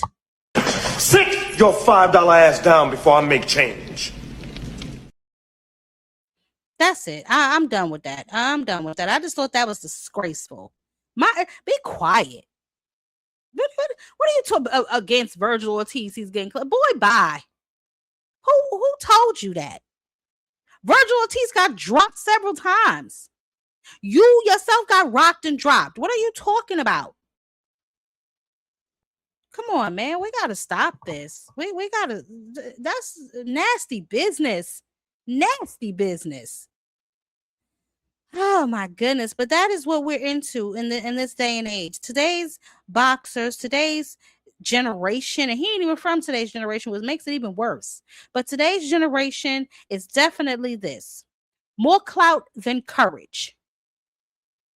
And what do you mean by that, Jab Queen? I'm going to tell you what I mean by that. First and foremost, right? Let's start by finishing this Virgil Ortiz story completely, because Boots, obviously he just handed us the freshest, most perfectly packaged example, you know what I'm saying, of an exact pattern that I want to dissect with some of y'all, right? So when the unified champion shows up to your fight, because he's a unified champion now, right? But before that, obviously, demands the matchup publicly, right? In front of your home crowd, right? There are exactly 2 responses available to you. Response number 1, let's go, I've been waiting for this. Or response number 2, you pivot to a different name, right? A more famous name. A name that generates better Twitter engagement, right? A name that feels like a bigger story. Even if that fighter has not been in the professional boxing ring in over what, 2 some odd years, 3 years, right? And now you yourself are currently tied up in legal disputes with your own promotional company. This is why I call it a social media redirect, right? More clout than courage. Right? And this is the most damning trend in professional boxing right now. You do not accept the challenge that is standing. Where's my damn image of when you call Boots in that damn ring? Hold on a second, because this is ridiculous. I'm so sick of these Negroes and they hate themselves. Makes no sense. Where he at? Where's Virgil? Let's pull him up on the screen. Okay, we're gonna get to him. We're gonna deal with this, because I'm just a little bit peeved, right, with some of the conversations that surround this man, and like he's some damn big bad wolf, like for whatever reason he's the only test that Boots can go through to prove that he really liked that. Says who? Says the hell who? Right? But he's another nigga hating from the couch. You know what I'm saying? After his damn fight against Lubin backstage, you talking about you want to fight some damn Earl Spence when you just stood in the ring and told Jaron Boots Ennis that you wanted to fight him. They flew down there, did the face-to-face with you. That was supposed to be the next fight, right? No fight date on the books. He ain't got no. Now all of a sudden, magically, after that, you tied yourself up in all of this golden boy foolishness. And magically, what y'all finished? Y'all good now? You and Golden Boy, y'all back to being best buds now? You ain't got no opponent on the books. No ring time scheduled. This has been over what, 8 months? 0 professional activity. Come on, yo. And then you got comments on this fight? Please. Listen. The truth of the matter is, Virgil, your mouth does not count in boxing when your hands are idle, baby. Okay? You do not get to be a credible voice in accountability conversation when your own accountability, your own willingness to compete is in question. Now, I apply this rule without exception to anybody. It does not matter how big the name is. It does not matter how much talent there is. Ring inactivity while being vocal about other people's performance. Sit down. Sit down. I'm not dealing with this. You, Bud, both of y'all hating from the damn sidelines. I don't understand this. More clout than courage. So Bud and Virgil, sit your $5 ass down before I make change. That's how we moving. Oh, we got some more clout. We got some more clout chasers. Don't worry. More clout than courage. Do more fighting on the internet than they do in the goddamn ring. right? This is a pattern, man, being spread across the sport. Fighters they have discovered that they can maintain their brand, their engagement metrics, their commercial existence without the primary act that defines what they do, which is fighting, right? And some of the casual fans eat it right on up. It's content. Yes, it is. The call outs are consistent. Some of the reaction videos are consistent. Social media beef is consistent. But let's take a look at it. What are the dates? When are y'all squabbling? When was the last time that he was actually in a fight? Last year? The picture changes very quickly, especially when you have the opportunity to fight both of these men. Both of them. And you're going to have your comments about the fight that they actually participated in. Man, you would knock Jaron Ennis out. You sleeping Jaron Ennis. Man. Oh, the lie detector determined that was a lie. Let me tell you something. Baby, squabble up then. I am so tired of this Jaron Boots Ennis. Hey, I don't know what to do. Squabble up or shut up. That's it. Let this man have his time to shine. Oh my goodness. I'm telling you, this is nasty business being distributed all over this damn sport. All over the sport. We just had O'Shaquie Foster go through this with the fucking Avengers. You know what I'm saying? Like, come on, yo. Come on. We don't worry, we got some more clout chasers. Don't worry about it. I had to catch him. Mother had to run on down the road and catch him because they chasing clout. Mother had to go grab him. Just ridiculous. Look at this fool. Listen at this one. Listen at this fool. When I saw him, I saw a fighter that can be beat by a style that Devin has. When you talk about that, there's no other fighter that's able to do it. You can match Devin up against anybody, and we stand a chance. I mean, a really good chance. We fare good. Like, as you see, the times that Boots had the most problems was when Xander was boxing him. Of course, when you have a high boxing IQ and you are a boxer, that's what you're going to do, and you're going to continue to do until you're forced not to. I think when resistance came and Xander, it just went out the window. He forgot that he was there to box the brawler, box the puncher, and then it was a firefight. Oh, the lie detector determined that was a lie. Sit your $5 ass down before I make change.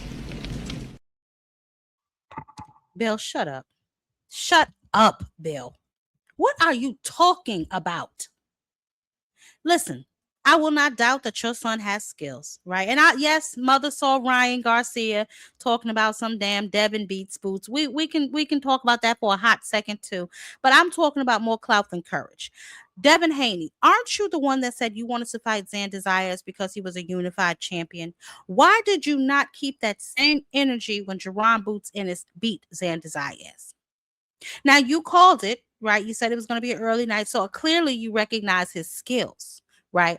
So I want to see if you and your father, when you're done with Keyshawn and you're done with with Tank, if that fight comes to fruition, I want to see if you call out Jaron Boots Ennis, because it's enough of this Twitter talk. It's enough of the fat rapping and capping. Enough is enough. Squabble up or shut up. Okay? That ain't all. That ain't it. I'm telling you, we on a clout chase race. I'm telling you, I'm going to start a series called The Clout Chase Race. This is ridiculous. It's foolish. And I don't know what the hell's going on. He don't want to fight me, period. He's tweeted, I think, like a week before I was supposed to fight Duarte.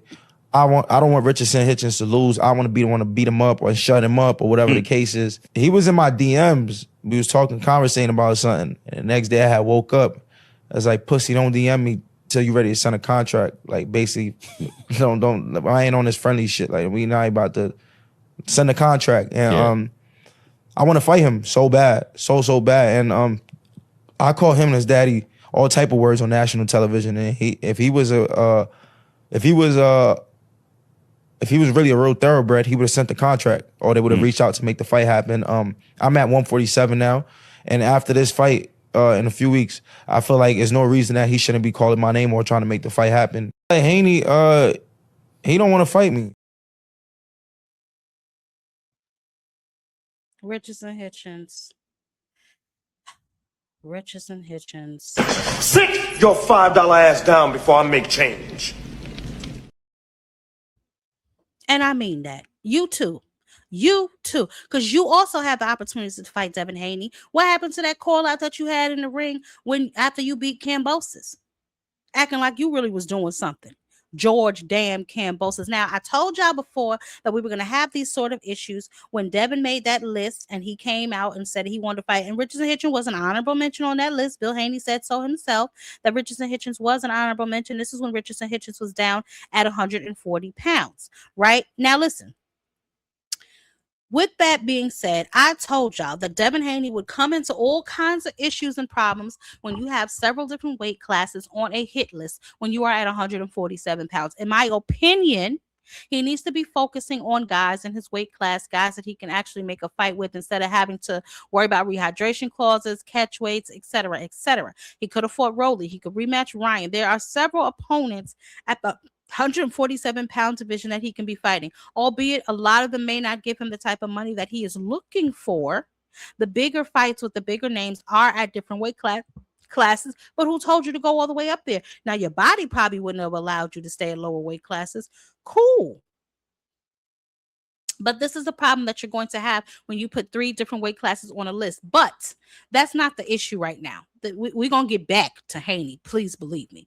The issue right now for me is Richardson Hitchens.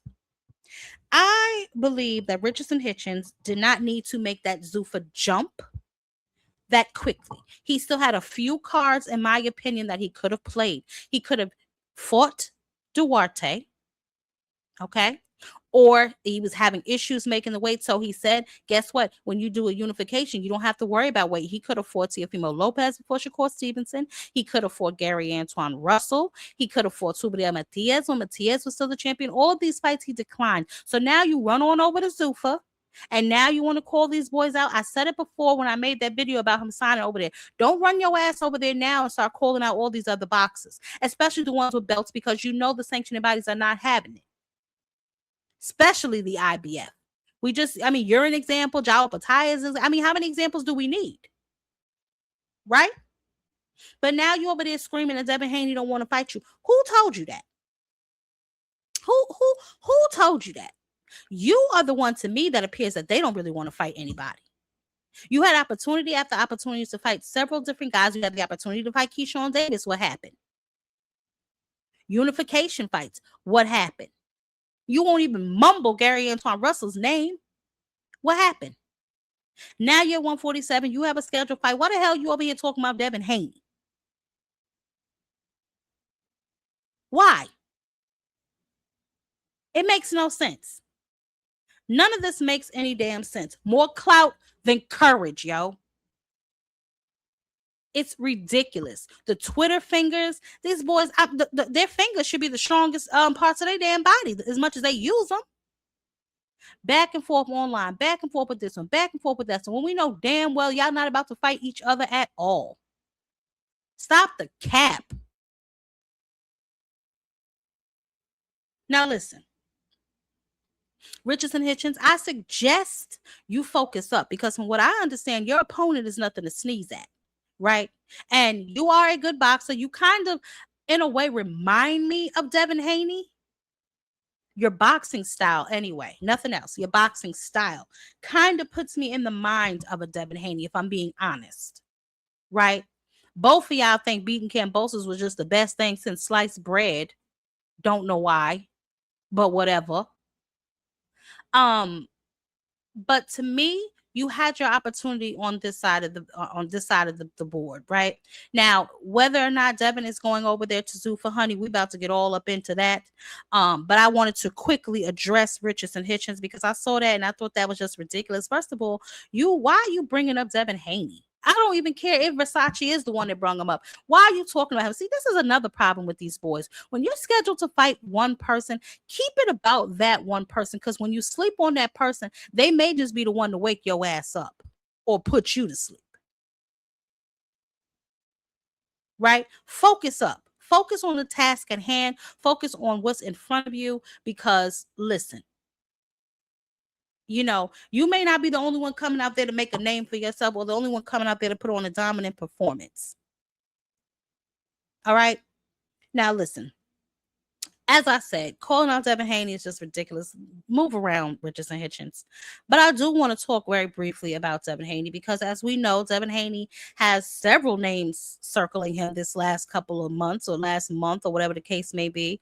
And I have multiple problems, right, with the narrative being constructed around him right now. Not one problem, multiple, right? And I'm going to address them in order because we need to do that. Now, y'all remember when Bill was running around out here saying that Devin had the $100 million Zuffa deal, right? That number was everywhere on Twitter. Haney signed with Dana White, Zuffa deal worth $100 million. Y'all, I don't believe this deal is as it was reported. I genuinely do not believe it, right?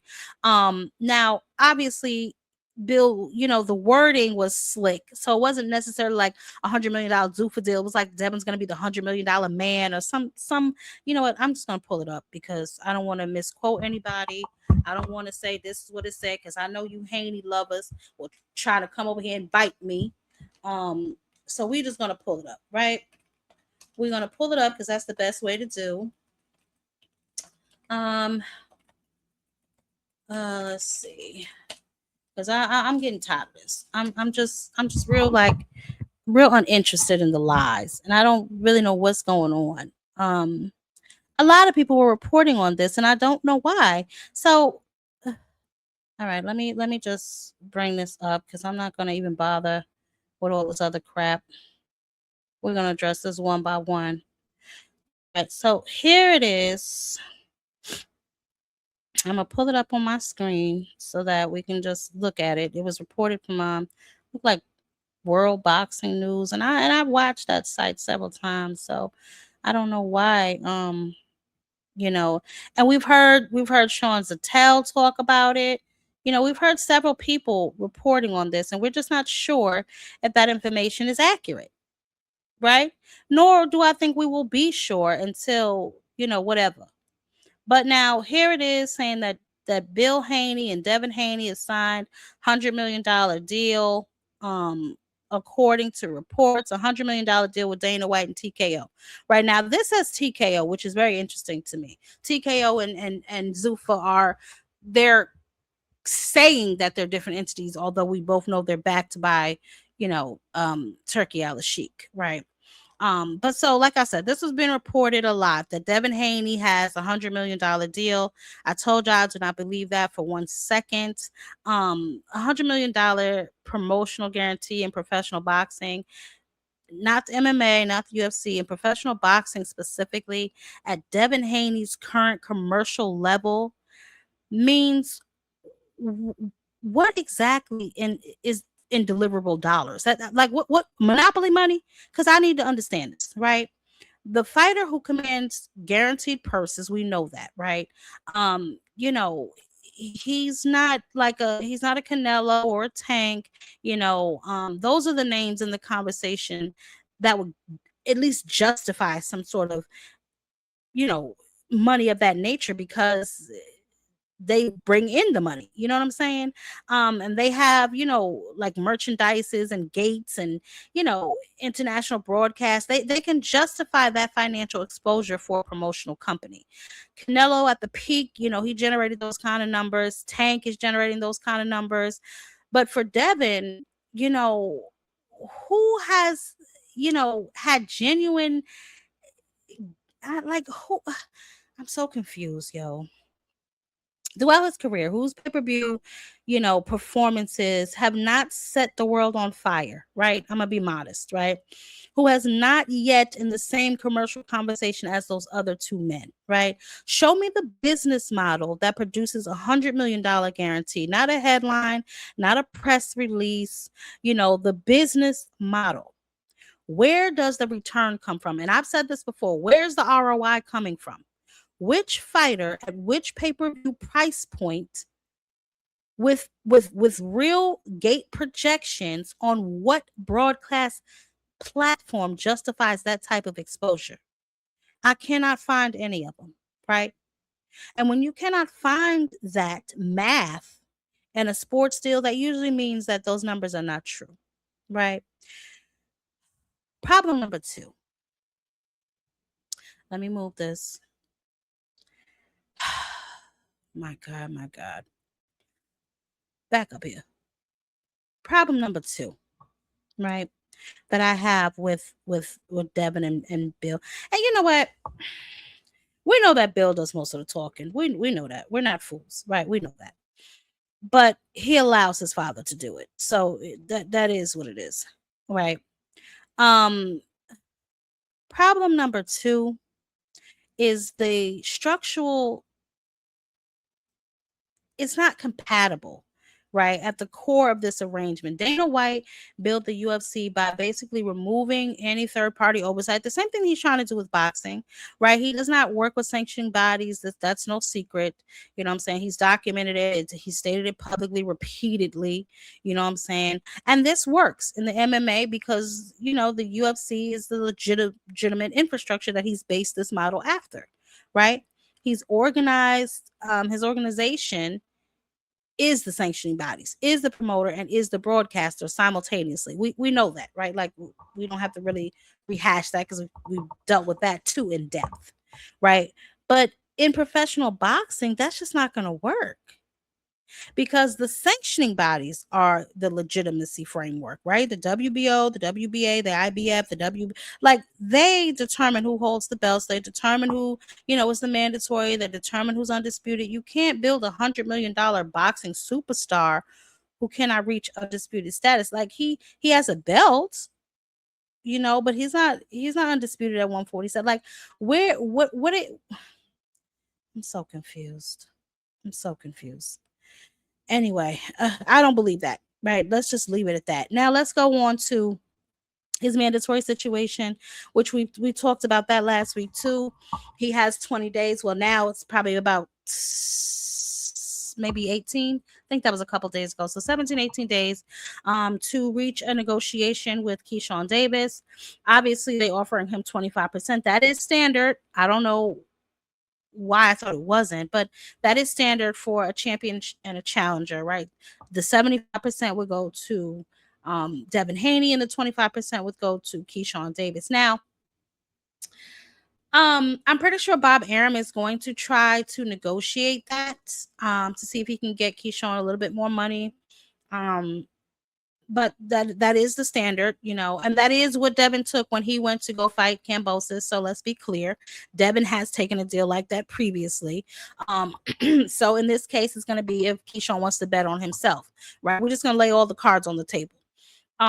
It's really going to come down to Keyshawn if he's going to take it or not, you know what I'm saying, to fight Devin Haney. But you've been calling for Devin Haney for a while now. So, I mean, really, it's really about what you want to do. There's been several boxers who's taken less money to fight just to, you know, prove themselves or to advance themselves to the next level. I talk about this all the time. Mayweather did it when he fought Oscar De La Hoya. He took significantly less and he bet on himself. You know what I'm saying? So it's all really going to be about if Keyshawn wants to bet on himself. I don't really want to hear people coming over here, offer him more. I mean, he could, but he probably won't. You know what I'm saying? So it's really going to be about whether or not Keyshawn is going to bet on himself. Obviously, with the looming mandatory over his head, Shakur Stevenson is no longer an option, you know. And then I did see him post, what did he say? It's going to be Davis versus Davis. So I'm assuming he means Keyshawn first and then Gervonta. So apparently that conversation is still taking place behind the scenes as it should. And then they will make a determination on you know what they come to. But obviously he's going to take care of his mandatory challenger first, which is going to be Keyshawn Davis. Now, with that being said, they're both at 147 now. This will be Keyshawn's first fight at 147. Don't know how I feel about that, but Keyshawn has been calling for this fight. They put him in position to be the number one contender, so it appears as if he thinks he's ready for this fight. Unpopular opinion. I know a lot of people don't agree with me. I think Devin beats Keyshawn And I'm just being honest. I'm just being 100% honest. I think Devin beats Keyshawn, and I'm going to tell you why. Devin has the experience. We know that Devin will do what he has to do to win in that ring. And people think I'll be joking when I say that. He don't give a damn if he got to hug you all night. You think he care? Devin does not care that he got to hug you all night to win. Okay? I'm not so sure, since I think that last fight was Keyshawn's first time going 12 rounds. He didn't look extremely gassed, but he did look a little out of breath. And we all know Devin Haney, to me, honestly, has one of the best gas tanks in boxing. I can't even front. The nigga never looks tired, ever. Okay, so I think that's going to play a factor in this fight. Do I think that Keyshawn is maybe stronger than Devin? Perhaps. Will he be able to catch Devin a time or two? Probably. But ultimately, I think that Devin's experience in the ring and his ring IQ may help him edge this fight out. Now, listen, I could be 100% wrong. I really could be. But I do think that that Devin may just edge it out just on experience alone. Devin, he has a really good jab. I'm not going to hate. He has a really good jab. Decent footwork, although maybe Keyshawn's footwork may be better. Keyshawn is going to dig in that body, but Devin, you know, he's good at conditioning.